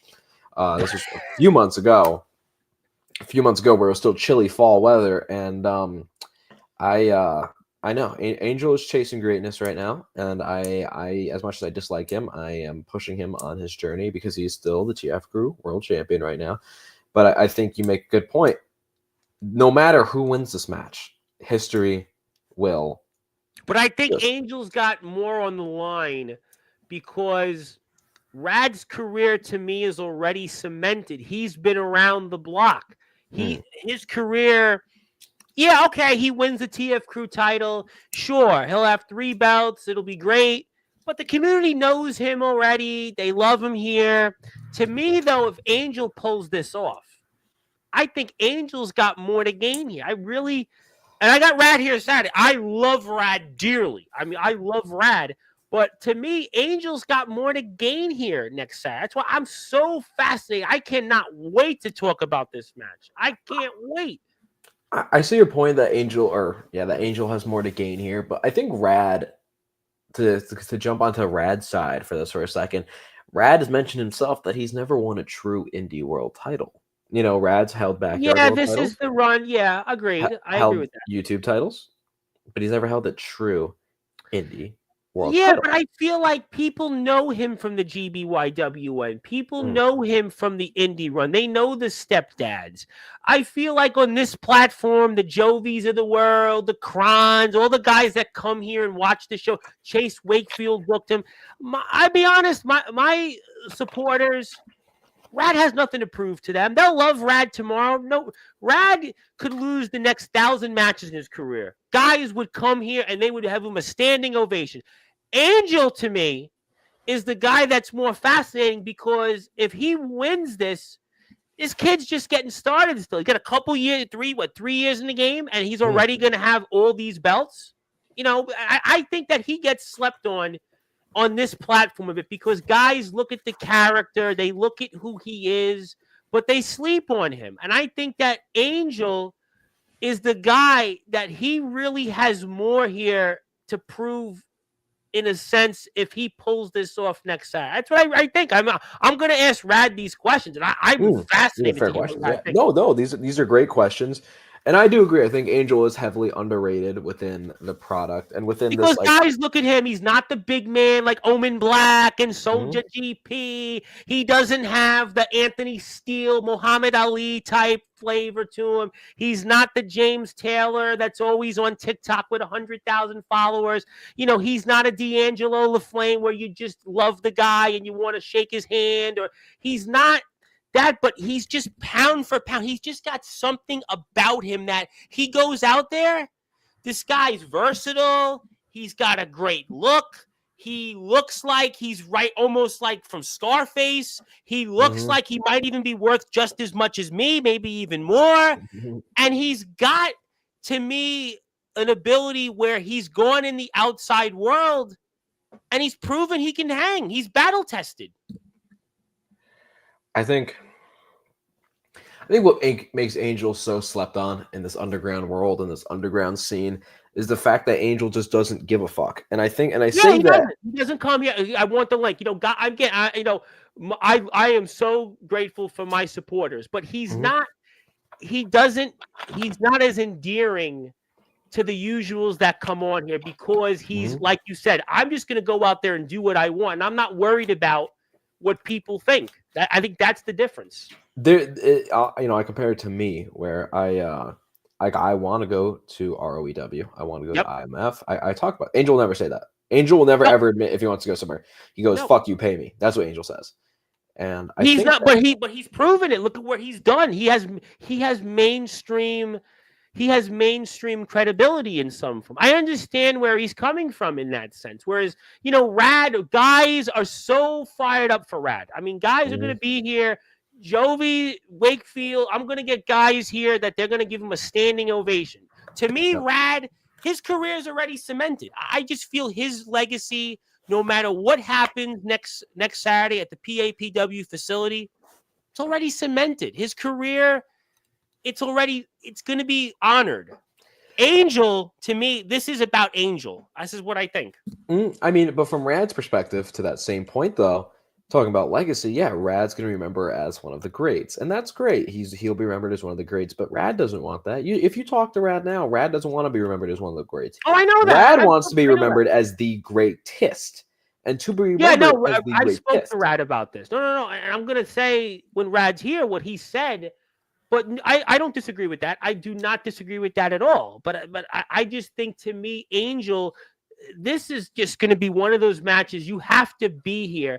And this is the time for me to make the announcement. You know, Gabe, I've already donated one ticket, but And I because appreciate it. I'm so fired up, I'm fired up. I'm going to donate another ticket between now and next week. So if you want to go out there and watch this match, you want to go out there and support the TF crew, and you're out there, some kids out there, and they can't afford it. I know it's tough times out there. We got a tough economy, inflation. People are struggling just to make it today. I'm going to give you that opportunity. You go out there and watch the show. And if it's somebody here in the chat that you live near the area, you're in the facility, or if you're one of the wrestlers on the card and maybe you want to go let your family watch you, I'm going to make your day. Merry Christmas. Happy Boxing Day, because I'm going to donate one more ticket on top of the one I've already donated. I got another announcement here in a little while about the show. So I really believe in the show, and I believe in the guys that come on here and perform. So I'm telling you, this is going to be a banger. And this is the first show of 2025. You just wait. I'm telling you, I'm fired up about this. And Rad is here Saturday night, 9:30 p.m. Eastern time. He's going to talk about this. I'm fired up. Gabe, I'm fired up, and I still got a lot more people that want to talk to you, Gabe. And I got to let them talk. They're like, Tom, shut up already. I want to talk to Gabe Sayers. That show sounds awesome. That's why I'm donating 2 tickets. I can happily say I can do everything high except wrestle. I refuse to do that high. I like Teddy Hart. That's a TikTok reference. Anything in the USA is reachable. Nothing is out of reach if you want it bad enough. I agree with you completely. Unhinged Rumble is going to be a must-see. I can guarantee it. Couldn't agree more. Could not agree more. It's definitely going to be the start of a new era for the GBYW, and I've been hearing the new era phrase recently often in wrestling. TF Crew and GTS, it's going to be a pivotal point in our side of the business, maybe a new version of the GBYWN. There's only one GBYWN. I think that we're going to put a new spin on different things, but I just, to me, there's only one GBYWN, and I think you never want to be what something was. You want to set out your own path. That's just my thoughts. You know, I mean, we can ask Rad that question. I don't know if you feel the same or not. I just think, to me, it's one era. Every era is different. Never say never. Okay. Thank you, Barry. Levels to Gabe, preach it. Yes. Thank you. What is an underrated quality? Okay, this is a good question. What is an underrated quality thing about TF Crew that you guys think stands out that other people don't tend to speak out about and notice? So, do I get a chance to answer? Please go first. So I feel one thing that is underrated about the TF Crew is the overall production. I think that if you watch a TF Crew show, it doesn't look like anything else that comes on your TV. So sometimes it may not resonate right away, but when you watch back those shows, you'll see that the TF Crew production quality, pound for pound, is better than pro wrestling companies, and the storylines and dialogue of the TF Crews are far different than your standard backyard underground, hey, gonna do this or that. And also, I think that the TF Crew has got a tremendous advantage almost over anybody else. You guys are in a pro wrestling ring. I mean, basically, let's spade a spade. So those are some of my qualities. I don't know. You probably say I'm nuts. No, I frankly, I don't even disagree with you. I think that, what makes the TF Crew, say, underrated or something that people kind of forget to highlight, as I think, is our roster, man. That's you got to true. keep in mind, it's not like I inherited a roster already. I have been plucking people from different places for a very long time. I went to New Haven Wrestling, where it was literally a yard fed on a makeshift ring in a backyard that we were frequently kicked out of. And I plucked people from New Haven Wrestling, and I said, these guys, this is going to be something. So I pluck a Caster. I pluck a Christopher Black. I even pluck a Kobo, who is, I think, someone who's going to be really upcoming. Yep, I think I spoke about Kobo in the past on this platform. Yeah. And then I go to NEW, and those are great friends. Yes. And Goes without saying. love NEW, and I start plucking. I pluck a Kuma, I pluck a Joestar, I pluck a Jake. Well, actually, let's just say Jake plucked himself at this point. I pluck a Leonidas. I go to UWF. I pluck a Mikey. I pluck another UWF alum that you'll be seeing very soon. I go to GTS. Now, Ajay Wash and Ice-T Curtis are coming. That was before the rest of the GTS crew was even coming from the GTS announcement. I go to all these different places and I pluck, and I'm very meticulous with how I do it because I have a very meticulous way I want this roster to look. And so I think the beauty of the TF crew is just like somebody previously in the show already thanked me for the opportunity. Thanked you for linking us together. So everybody's got a shot. If you think you are worthy enough of being in the TF crew, I will give you an opportunity. So just like this, on Friday, when we start shooting and filming some of our content, we have 2 rookies coming from Massachusetts who I've never met before. I saw maybe one of their yard matches, and they're going to come try out, and they're going to come train. And if they can pass my trials, they can earn their stripes. They will be a part of the TF crew, and that's the beauty of the TF crew. And I think that's the underrated part, is I don't discriminate. Man, woman, they, them. I don't care what your gender is. I don't care what you call. I frankly don't even care what you call yourself. If you have what it takes and you want to put the word in, and you want to put the work in, especially, we will get it done. I look at a young up-and-coming rookie, MJ Sear. I know you've never heard of MJ Sear because he's literally been with the TF crew's top secret. He's a rookie that has been training with the TF crew. He's appeared in the background of some segments. He's been on camera only very little. MJ Sear is somebody who showed me he wants to put the work in. Last show, Death Row, he sold the most tickets. I mean, I sold the most tickets because it's my show, so I have sold the most tickets. Gabe, if I wanted to, I could probably outsell you but I would have to do a cheating version. Just pull out my bank account. Yeah, so I wouldn't want to do that. Matt, you might want me to though. You'd be. I have no complaints. I'm not dumb. Maybe I can get like the show named after me or something. Exactly, the Tom Bryce show. That's what we'll call it too. Not even anything. Not even like the Sportzwire show. That's really gonna get upset now. But go ahead, Gabe. Go ahead. Matt sold the most tickets besides me to that entire show on the show he was even wrestling on. Show he was even wrestling on. That's really cool. And he's a young man who works his ass off in training, and now he's going to be given an opportunity. MJ Sear will debut in the Unhinged Rumble. You know what I mean? When I see people put the work in, I reward them. So now he gets his professional wrestling debut in the Unhinged Rumble. And that was not just because he sold tickets. Don't think I'm just like a sellout. Like, he's been training. He's ready. We've been working on sequences, matches. This kid is going to be something really special here in pro wrestling. And but that's the thing is, we don't discriminate here at the TF crew. And I think it's one of our most underrated qualities. No matter who you are or what you are, if you want to come earn it and you want to come work your ass off, we'll get it done. You know what? This is exactly why I've donated 2 tickets, and now Gabe's almost daring me to donate like 50 tickets. But let me go to Justin Parsley. Speaking of people you might want to give opportunities to, who still has Omen Black's photo on his profile, a guy that is traveling. He's going to west though, but maybe he'll go north. Gabe was right. James Taylor was a class act. Always best of luck in all you do. I'm not sure if this was, maybe he's not in character for this one, but I don't think he's in character for this one, especially after last night's show. But hey, listen, that's why I said James was always. James didn't do nothing wrong to me when I met him at RPW. Yeah, James was he asked me for feedback. I had my fair share in calling the match. I was actually leading most of the calling of the match from my recollection. No complaints. Working with him in the ring, didn't tag me stiff or anything. I had no complaint. I had not a bad thing to say about James Taylor. I love James. I was happy James has gotten his due now. He's wrestled.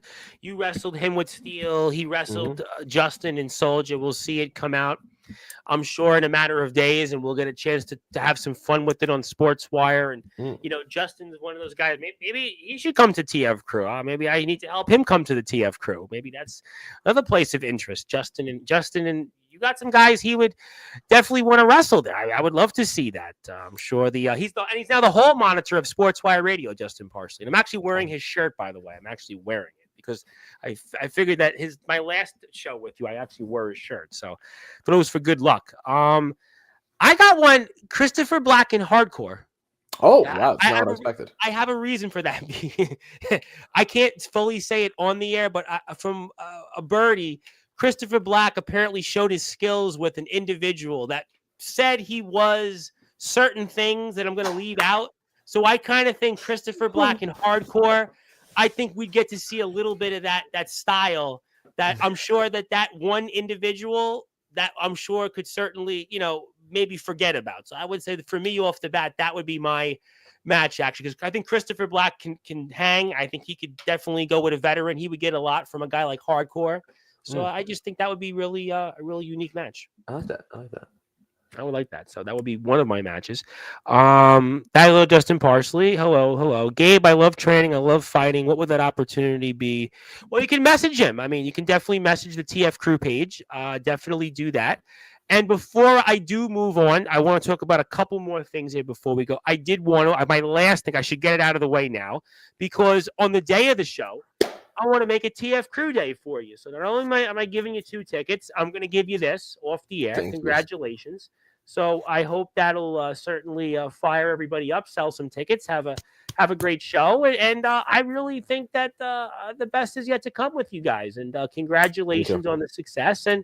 And I just really am excited for this show. I can't wait to talk about it with Rad, and I hope that maybe we can get some of the wrestlers on next week, Thursday or Friday, and talk with some of the guys. I see Castor's here. If there's anybody else that you think, and we could do an hour and a half with some guys, do 10, 15 minutes a piece or whatever you decide. If that's something you think, I'd love to do it. I'm definitely really excited about the show, and I think people would tune in. I think people have been really excited tonight on Sportswire. So I'd love to talk about the show. We'll talk about that when we're off the air. So let me take this off the screen because I have to ask you about NEW, because because I had Joe Starr on this show Saturday. He's the star of the show, and I was watching because I was actually in the chat, Gabe, for Tuesday. I watched the entire show, the Christmas Eve special. I was looking forward to you and Joe main event. Joe spoke about it. I love Joe. We had such great chemistry. Joe's become one of those guys. When I think of like Sean Jovi, Darkron, I just smile. This guy Joe, he's like the Puerto Rican dream now. I keep seeing it. Dusty, and I think Justin Abel Sane was calling him Puerto Rican Roads or whatever it was, and he's just a guy that's just. I'm really disappointed, actually. As a matter of fact, he's not going to be there next Saturday. I was like, Joe, how are you telling me? They got an announcement. I'm like, what is it, Joe? I'm not showing up next Saturday. All right. Well, now I know why, because Joe unfortunately got attacked after he beat D Savage for that Northeast Championship. But you, Gabe, attacked him before the match, and I'm confused. I mean, so for those that are listening and watching on Sportswire Radio, what happened on Tuesday's show with you and Joe Starr? I'm assuming you remember when I talked about Castor. I did. I talk about seasoning people that I care about. I think that was one of those cases where Joe beat me on the Halloween special. Yep. Joe had beat me in a previous live event triple threat match with me and Tyson Spade in it. Yep. And I was frustrated. I'm human. I'm human just like everyone in the chat. And I'm human, and in my human instincts, I was frustrated because at the end of the day, as much as I want to season Joe Starr, as much as I want to see Joe Starr get better, I want to win the fucking match, right? So a little bit of frustration took over, but I think the biggest thing is at the same time is I'm trying to push Joe against the wall because I want to see what he does when his back is turned and he has to fight. So that's exactly what I did. I booted him square in the back before the match, and as the bell rang, I stomped the shit out of him and I hit him with forearms because at the end of the day, the whole attack thing, that's not me. I can tell you that. It's not me. I'm just here to get my win. I'm here to make Joe Starr a man. And I'm here to develop the next wave of underground talent. And now, again, emotions got the best of me. I kicked him. I started attacking him before the match, which is something I shouldn't have done. I cheated. I low-blowed him during the match very much on purpose, even if I acted like it wasn't. I can fully own up to that because I was trying to push Joe Starr to be bigger and better than what he is now, because that is my goal. I want to push everybody in this world to be bigger and better than what they are now. And I do say that, just like I said in the match, I didn't attack him. I was just trying to win the match. I think whoever's... It seems suspicious after the attack, the way you went on top of him and beat him down, and he was already wounded walking into the match. And then it just seemed coincidental. I mean, I'm just trying to... I promised I would ask this question because I was in the chat on Tuesday's show, and I like Joe a lot. I got to be honest, Joe... Me too. Joe makes me smile. Joe, I really like Joe a lot. So when I see that Joe gets attacked, and then I'm confused because I just met you. I really met you in real life, and then I I didn't see attack this. you. You what you wanted to. I think your father was like, you should have attacked me. I mean, I'm sure that would have been great for your family wanted it, but I mean, I just am confused. I'm really confused right now. I'm just confused. I think not only was I trying to improve Joe Star, like I said, the emotions got a little better of me. I think there's better ways that I could have chosen to try and, put Joe Star against the wall to make Joe Star have to fight from his back. I think there's definitely better ways I could have done it. But at the same time, I think Joe Star learned something from that match, right? But he was hurt though. He was beaten up, and you certainly added to his pain. What would you say? I know nothing about this. So what do you think he learned? I mean, listen, you're a champion, right? So you're going to get dinged up before He had matches. pressure. I did ask him about that question, but he's got pressure now. It's different. He's no longer this young up and comer. He's now the guy being hunted. That I agree with you on that. I agree with. Now, the thing is, if you're going to be the top lion or the top tiger in the jungle, things you're going to be injured. There's going to be fights that you win. There's going to be fights that you lose. It's all about how can you maintain yourself after those kind of fights. And so just like the fight with Joe, or just like the fight he had with me, he came in injured and he lost the match. Joe needs to take the learning out of that, and Joe needs to go, okay, why did I lose that match? Break it down piece by piece. Notice from the start, if I'm immediately going to jump you from after, or sorry, let me rephrase. If I'm going to immediately jump you before the bell, you have to know I'm going to pull out some dumb shit. You don't want to pull out the low blow. That's very rare that we see you have done that recently. I mean, that's why it was like Joe didn't even get a chance to like really just go mano a mano with you. He's all of a sudden, boom, boom. It was like, I mean, I understand your point. You're not wrong in what you said. You're not wrong, but it was just confusing because it's right on the heels of him being senselessly attacked, and it's just confusing. Everyone will find out very soon that I didn't attack him because, Yeah. I mean, obviously, whoever attacked Joe is going to attack him again. Sure, It ain't going to be me. that. And it ain't going to be me. I never attacked Joe because I really like this young man. But I think. But no regrets about what you did. No regrets. Oh, no, zero. I mean, I lost in the Halloween special. I lost to Joe. You won on Tuesday. I'm not going to lose again. That's my thing. Is if I knew because it was Halloween. I've had months to prepare for this match. Right? It's October to December. Right? I've had a long time to prepare, and that's something we talked about on the show Saturday. I actually spoke about with Joe. It's funny you said that. I did speak about that with him. When I have that time to prepare, I'm not going to sit with the loss and be like, let's just try the same thing again and maybe I'll get him this time, because that's not how real people think. I'm not some fake facade of a nice person. I'm Gabe fucking Sayers. I am me through and through. You have certainly been through a lot. You've obviously wrestled in a lot of places. But Gabe, I have somebody that for a minute or two only, would like to ask you a question about this, and it's in NEW. And I almost have to ask you first, but since they're obviously in NEW and they've been watching the show the whole night, and they wanted to know if they could ask you directly about what happened on Tuesday. Would you have any issues? But just for a few minutes, I want to ask you one or two more questions after this. But would you? No issues with those. So I'm going to bring this person up, and I don't even know who I'm talking to. This person has not even revealed themselves to it. They said they're from NEW. And they want to ask you what happened. And they want to ask you why, Gabe, why? And that is the star of the show, Joe Star. Joe, how you feeling, first of all? How you feeling there, Joe? I'm still beaten and bruised a little bit, but hey, I'm still making it through. Good, Joe. I really felt bad for you there. You're here for a few minutes only, and I know you've been watching the whole time, from what I understand, and you want to ask Mr. Sayers something. Well, first of all, I want to ask you, you could have done something better about that match. You know that, right?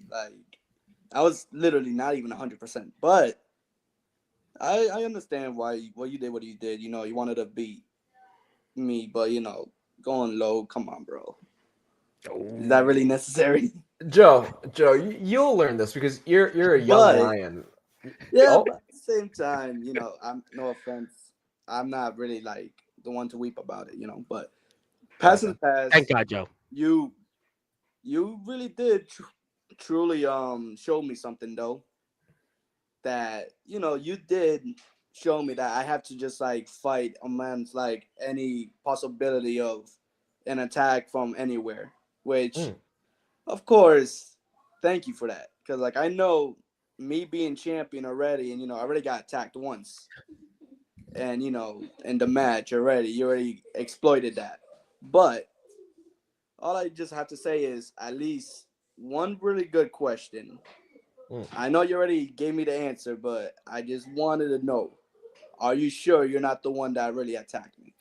Joe, Ooh. I can tell you without a shadow of a doubt. I said it in the ring. I said it already on the podcast, and I can say it now.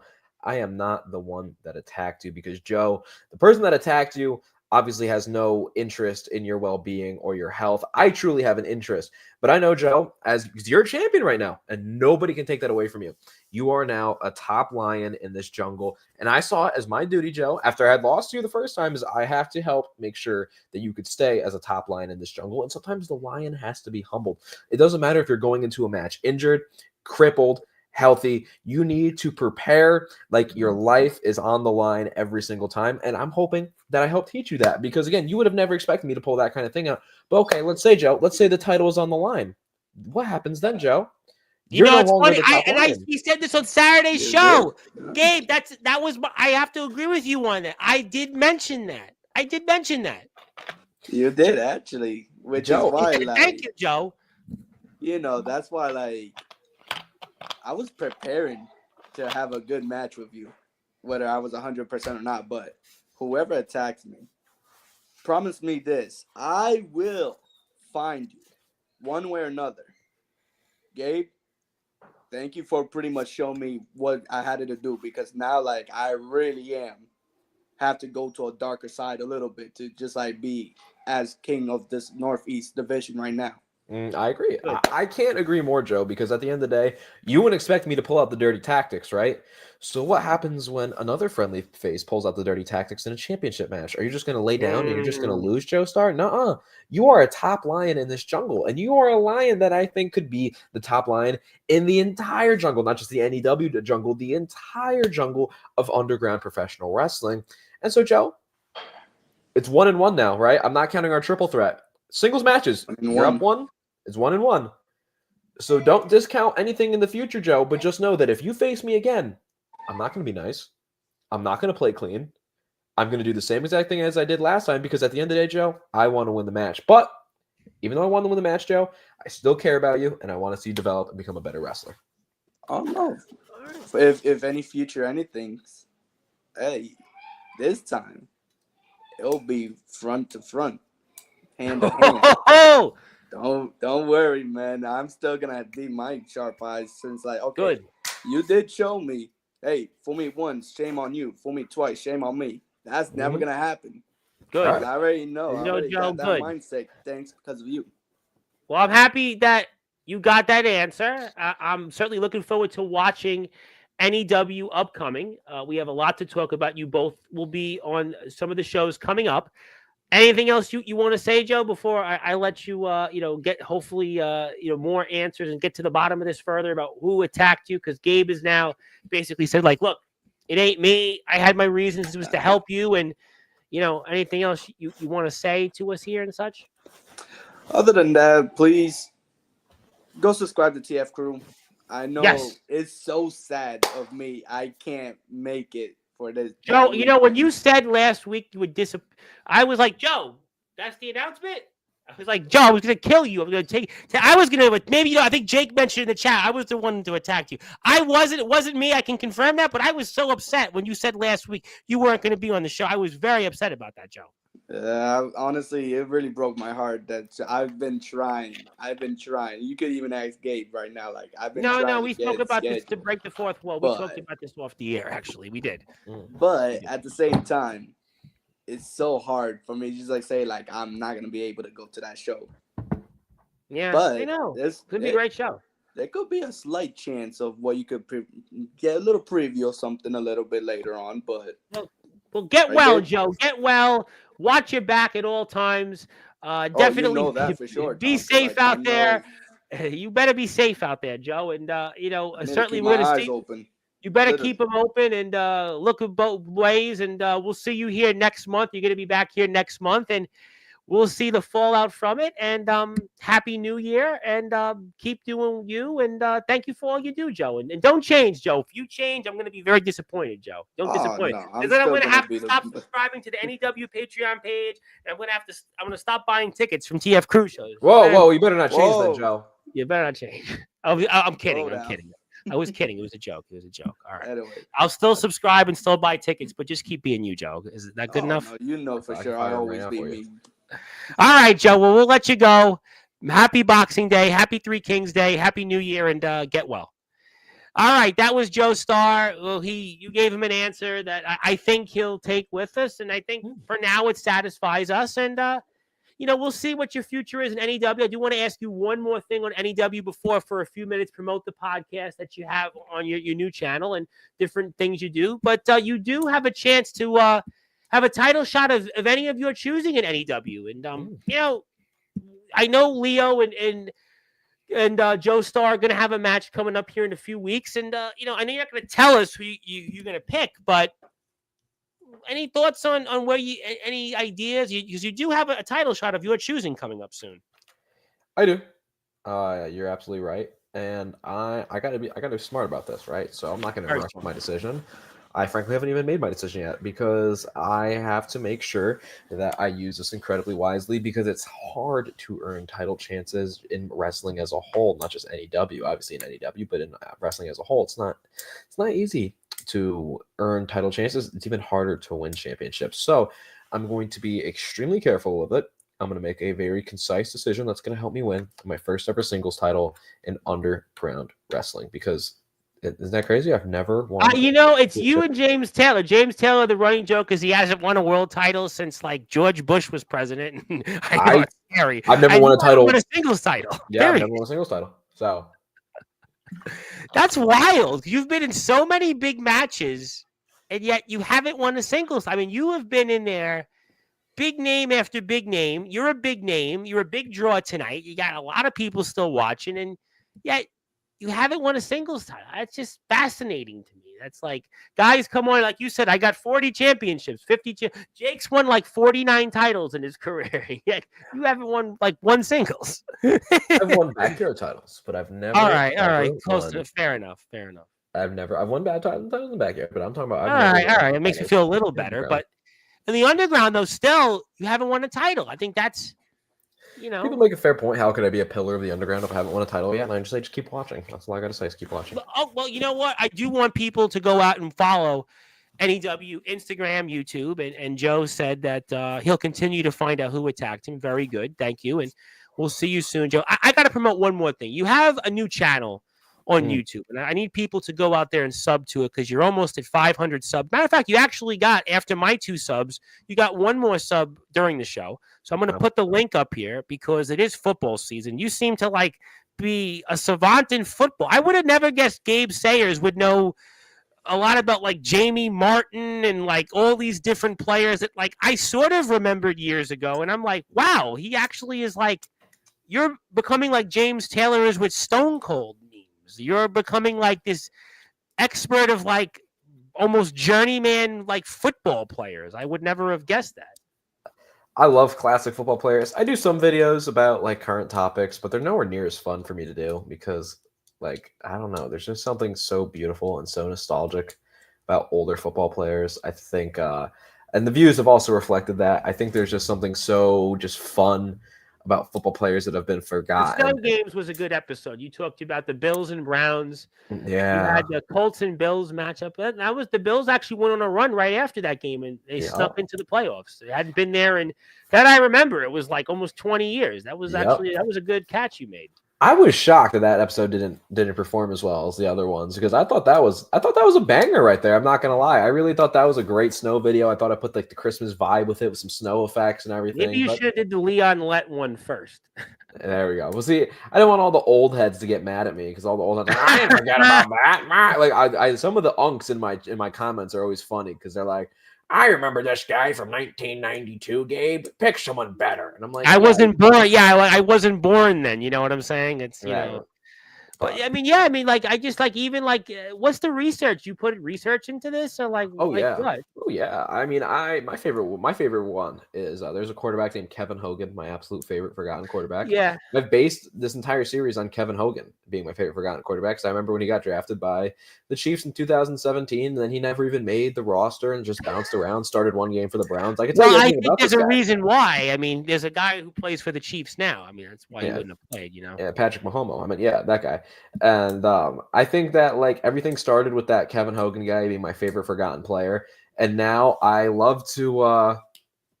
just love to bring back players that I have didn't like realize Jamie Martin played like 16 years. I was like, he played that long. I didn't realize he's he an old played. head. Yeah. I love bringing up old players that did not get their true rub, or players that had like impacted me. Like I have players I played Madden my entire life growing up. I love pulling a player that was like a great player on my Madden team one year that was like a lower rated player that never even like just saw the And light of now day the chat ever actually again. wants to talk football, so I'll get to that in a minute. But Right. So like, go ahead. we're looking at Kevin Hogan footage right here from the one game he started against the Ravens where he didn't have a great game, but I'm certainly showing you the highs of the Yeah. highlights of this game. And I just adored Kevin Hogan ever since he was in Stanford in college. And I don't know, I just adore old players. I mean, I could tell you a lot about this Browns team. I think that looks like Isaiah Crowell playing running back right there. I think that's a rookie David Njoku They with a had couple well, the touchdowns. Browns had some like really like hard like lean teams to root for a long period of time. Like even, I think you said '07. That was their best season. That was the best season since Bill Belichick was the head coach, and that's when they were the first reincarnation. I mean, the Browns have really had some like really bad football teams. I mean, really like. I think You that brought, you brought up it's Mike fun. Shanahan as coach with Washington. I was like, we went there. Oh yeah. I love the throwbacks. I think that's my favorite part, and I love football. So I was like, nice opportunity to take a little break of wrestling, get my football love out there. The channel's done great so far with views and subscribers. I Let's keep watch your doing. videos at like 1:00 in the morning. I actually watch them. Like, do I really want to watch a backyard wrestling match? I mean, as much as I watch them every day, 8 hours a day, can I take 10 minutes and not watch a backyard match? And I've been watching the channel, and I'm like fascinated. These are names. Some of them I remember, and I'm like, wow, like he actually took the time. And some of the names were bigger than others, but I Of think course. the point was like that most of these guys, kind of had interesting moves. The one player that had like 10 rushing touchdowns as a quarterback and then received or something like that. Remember? Joe Webb. Yep, that's Joe Yep. Webb. He That caught. was, it was fascinating. Yeah, that's my thing. Is like I notice a lot of people have started to enjoy this kind of football content late at night. So something I've actually started compiling is I'm taking all of the forgotten players videos, putting them into one video, and I'll do like one fresh 3 players too, just for the people that have already seen the other one, so at least they get something new out of it. And it's going to be called "Forgotten NFL Players to Fall Asleep To," and it's going to be like a 2-3 hour long video. My little like I'll show you how I narrate. Ready? Because I'm talking like that. All right, guys. Our first forgotten NFL player. We have Keith Null. Keith Null was the quarterback. Like that's how I narrate. So like, I was thinking of there was a player that played baseball named John Nunnally. He played very briefly for the Mets, and he played for the Kansas City Royals. And I was like, that's what it reminded me. These guys that you come out. I mean, unfortunately, there was the who was it Shaquan Boykin, I think from TCU, went to jail. I mean, that was a bummer. That was that was a bummer one. But there was some actually really interesting, talented players you had here. Some players that were like, oh, I was pretty. I forgot about them. I remembered them, but I didn't think about them since they were out of the league. Yeah. And DG wanted to say you're a Bills fan, but you're actually not. You're a Chiefs Commanders fan. If I read no, it fuck the Chiefs. I'm a Commanders fan. Well, you mentioned Chiefs. Oh, you were a Commanders fan when they played the Chiefs. Gotcha. No, yeah, I only like Kevin Hogan when he was on the Chiefs in 2017. I actually hate the Chiefs. I would be disappointed if you were a Chiefs fan because I think that's the total front running. I would huge Commanders fan, diehard Commanders. Well, you must be happy this year because they're a major surprise. Man, it's been a blessing this year. That's another franchise that since Joe Gibbs' first stint, they've had little playoff success. Joe Gibbs was there, and they had a couple of playoff appearances. It's been here and there, and they Ron Rivera won the division with a losing record. Another year they made the postseason. And I don't know. That was a pedigreed franchise. That was probably like they were the franchise for a long period of time. And by the way, shout out to Jonathan. As a Lions fan, it was great to watch them beat Philly. Well, Jonathan, I can't agree with you more, my friend. That's Patrick a great guy Mahomes right there. sounds like Kermit the Frog. That's a funny one. I agree. Jonathan. Nicholas Penton, the best catch in NFL history, Favre to Freeman, Monday night against the Vikings. Yeah, that's a while ago. I'm trying to remember. Yeah, that's a long one right there. Yeah, that's a. I think I'm going to also start doing, because I like the forgotten NFL players has certainly brought in views, as you can see from the. Yeah, you got like 4,000. I'm like, seriously, you're the new James Taylor of like YouTube now. I certainly also want to start doing like individual teams too. So like, forgotten players on, the Raiders, the Bucks, the Jets, the Seahawks, the Commanders / Jets have plenty of them. Oh yeah, and that's like my favorite. I could talk about just like old Redskins running backs from the early 2000s to like late 2010s. I could just like I could just like well, they haven't had many.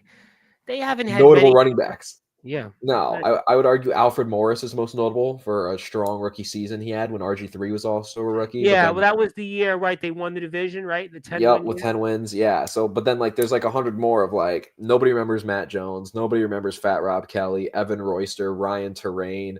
I mean, I could just go on. Chris Thompson, no one remembers Darius Guy. I mean, I just go on and on. I just love football. I love these players. I could probably name another 10 running backs. I already named 6. Like, I just love that. Wow. So much fun for me. Yeah, well, you know what? I actually have a people that the numbers are popping back up. So let me go give a plug to Gabe's YouTube channel. You like football? Like, he has 101 comments on the last video he saw. He's trying to get to 500 subs. I see some comments. Do me a favor. Go give a sub to Gabe. He's almost at 500. I gave him 3. DG wanted to say, when I see Gabe, I automatically think James Taylor. No, I got this. You're like 18 inches taller than James. Yeah, James. I thought James was bigger when I met him, and then Jovi said the same thing yesterday. He goes, geez, Tom, I didn't realize he was like 5'7" or whatever it was. Because you and I are about the same height. We met. Yeah. You're like 6 foot. We're like the same height, but James is like. Even Anthony said that the first time he met him. I didn't realize. Yeah, he's really that short. Yeah, Anthony's tall. Yeah, Anthony's like could have played basketball. Oh, yeah. Gabe, you suck. You better leave my brother Jake alone. And he's just joking, by the way. Thank you for the joke. Happy holidays. What else we got here? Football. Gabe, Gabe just got that. My friends and I can sit around for hours just naming random players where they played in college. My favorite thing to do. That's it. Yeah, well, there you go. I mean, college is a thing. Also, yep, Joe Star will feel better. All right, well then, so who do you think is going to win the Super Bowl this year? I should ask you before we move on. Oh, the Commanders are going to win it. Commanders are going to win it. I don't have to be delusional. You know what I mean? This roster is already overperforming, so I'm very excited to see what a more. I'd like to see the Commanders win a playoff game, though. I would like, because it's a franchise that since they last won the Super Bowl, what have they won? Like 2 playoff games, 2 or 3 playoff games. It's very few playoff wins. I always like to root for the underdog. I'm always, being from Brooklyn, I always rooted for the underdog team. So I would like to see, at the very least, a team this year that hasn't won get there. I mean, Detroit's certainly at the top of people's list. Washington, if they were to get there, would be nice. In the AFC, I don't really know. I mean, Buffalo, I guess Buffalo's due for a ring. Yeah, the Ravens are due for a ring. Yeah, but the Ravens have won a couple times. I mean, I'm sure that I would prefer anybody over Kansas City, but I think Buffalo would probably be that team in the AFC that if they got there, I think people would want to see them because they've been close. They've been knocking on the door. Mm-hmm. That'd be a good one. Jaden Daniels is going to be a problem for defenses for years to come. Yeah, I tell you what, he could be. Good. He could be. But if you want to follow Gabe, that's his YouTube channel. Check him out. I could ask him millions of questions on that, but you should definitely give him a follow on that because he's actually closing on a 500 subs. So if you like football, that's his channel. 500 subs allows him to unlock super chats and things like that. So if you watch his shows, some of his content, I mean, there's some like really big videos. He's got one with 8,000 views, 6,500, 5,000, 4,900. So there's some like really big shows to really check out. So definitely move the needle, support them. It's also TF Crew Day coming up next week. I've donated 2 tickets. If you want to go out there and get the link, let me put the link up before we get to closing thoughts one more time. Eventbrite. Here we go. That's the page. Check it out. Yep. Thank you. We're going to definitely support. Go out there. That's my info. If you want to go onto the page, all you have to do is click on it, TF Crew Unhinged, and it'll put you up to the show and some of the different things. And it's only $10, $12 tax. I mean, listen, I just went and saw 3 movies in 2 days. I saw Complete Unknown, Sonic 3, and Fire Inside, and I probably spent $60. You could go out and watch some of the very best wrestlers in underground wrestling for less than 5 times that. Go out there and support. Exactly. Also, Caster wants to say, can't wait for forgotten fullback players to fall. No, he means football ball. He means football. I would have said fullback. Technically, fullbacks. No, that's valid. I love forgotten fullbacks. That's a video right there. Well, fullbacks are such an interesting position because those guys play like a long time. But yeah, forgotten players to full season. I don't really sleep. I take naps, unfortunately, but I will be watching that at 1:30 in the morning. Yes, we're going to talk about that. I have no doubt Zilla will talk about that. And yes, we want more football content. Gabe will give it to us before. Oh, he just subscribed. Thank you, DG. He just subscribed. There you go. I got you one. I told you I would get. There we go. We're talking about. Go, and you said it was almost like you were doing community service. So you're like, do you think anybody will tune? I'm like, nah, don't worry about it. And you had a lot of people tune in still. 2 hours in. I want to make sure I could still draw for you. You draw. Listen, I've had a lot of Make-A-Wish. Steele would say there's been a lot of Make-A-Wish shows on Sportswire. This ain't Make-A-Wish time. This ain't Make-A-Wish. I've had plenty of Make-A-Wish shows the last 2.5 months. This ain't Make-A-Wish time. And Steele's here Sunday, by the way, for his birthday. He's going to definitely be making plenty of wishes. But do you have anything else you want to talk about before closing thoughts? Anything else you want to share that we haven't touched upon? Closing thoughts. I think we've covered it today. Okay, so we've done a great job. I'm gonna give you the floor. I'm gonna put up the TF Crew YouTube channel, Instagrams before we go. Anything else while we do that? And the floor is yours. I mean, I guess my final thoughts right there is nothing beats hard work. No matter where you are in wrestling and content and life, nothing will ever defeat hard work. So if you want to get somewhere that you're not, you just have to work harder. You can't beg. You can't plead. You can't just post on social media how you want to wrestle at all these places, because that's great that you want to wrestle all these places. How about you go do something about it? Train, work, improve yourself, make yourself the best version of yourself possible, and your dreams will come true. That's my thoughts. I could not agree more. And as a reminder, I'll be talking a lot more TF Crew coming up here this Saturday with Rad Dad. He's here at 9:30. And I would certainly like to get some of the TF Crew guys on if possible. Thursday or Friday next week, we'll talk about the show, promote it one more time. And I've already donated 1 ticket, and I'll donate 1 more before we get to next Saturday. So if you want to go out there and watch the show, by all means, please do that. Please support. And go out there and support the TF Crew page on YouTube. Check them out. Instagram, Eventbrite. I'll have the same links up on Saturday's show. So definitely go out and support. Gabe, Happy New Year. And I guess I'm going to close the show out here with this photo as a reminder that, yes, we actually did meet. We did meet in the flesh and the wound. Hopefully, Gabe, we'll meet again soon. I know you did say maybe we will. But until then, there we were. And it was a great moment. I was sick as a dog. And you were like, I got like 2 hours. And I'm like, all right, I should have stayed in bed. I was on like 30 Sudafeds and like 2 NyQuils. But I was like, you know what? It's Gabe Sayers. It's a bucket list moment. And I think it was worth it. And it was fun. It was great. It was, great 7 minutes. And I think the next time will be a lot longer. And thank you for all you do for our sport. Thank you for all you do for the community and the TF Crew and the success of it. And all the guys here. I look forward to connecting and reconnecting with some of them. And this is Gabe Sayers. He is the Heartstopper. He is the one and only owner of the TF Crew. They have an Unhinged Rumble coming up next Saturday. We'll be talking more about it this Saturday, 9:30 p.m. Eastern Time with Mr. Rad Dad himself, the GTS Legacy YouTube champion. Also, I keep forgetting to say the right name, and the GBYWN World Champion. He'll be going for 3 titles against Angel Santiago, the Puerto Rican Prince, the YouTube TF Crew champion. We'll be talking about that and some. I'll be here also 3 o'clock in the afternoon tomorrow with Anthony Arias. And thank you, Caster. I think it was a great show. I think it was I think it gets better and better, and I'd love to have you on Sports. I hope to see you before the show and get some of the guys here onto the chat. So definitely connect. Hit the sub button for me if you have to or haven't. Do it anyway. Sportswire Radio 6579, and a happy New Year to everybody. And be safe. And I'll see you here, Caster, and some others. If you're here tonight, be here for Rad Dad, because Rad Dad will be actually disappointed, because he was like, do you think anybody will tune in? I was like, Gabe gave me the same speech, so I feel more pressure with Rad, because Rad actually said, do you think anybody, this is how he said it, do you think anybody will tune in? I'm like, yeah, they'll tune in, don't worry. But Caster will be here. Can't wait for that. Thank you, Gabe. Happy New Year. All the best. Can't wait for the show. See you Saturday. That is Gabe Sayers, the Heartstopper. He's the action coming up next Saturday alongside Mikey Anarchy against Jake Dvorak and Jeff Nova. You'll see him as a part of NEW Underground Wrestling, and I'm sure a slew of other great 2025. My name is the Reverend Tom Bryce, your voice figuratively and literally where all wrestling matters. Go support us on Sportswire Radio, and also check out Eventbrite TF Crew to buy a ticket. And good morning, good afternoon, good evening.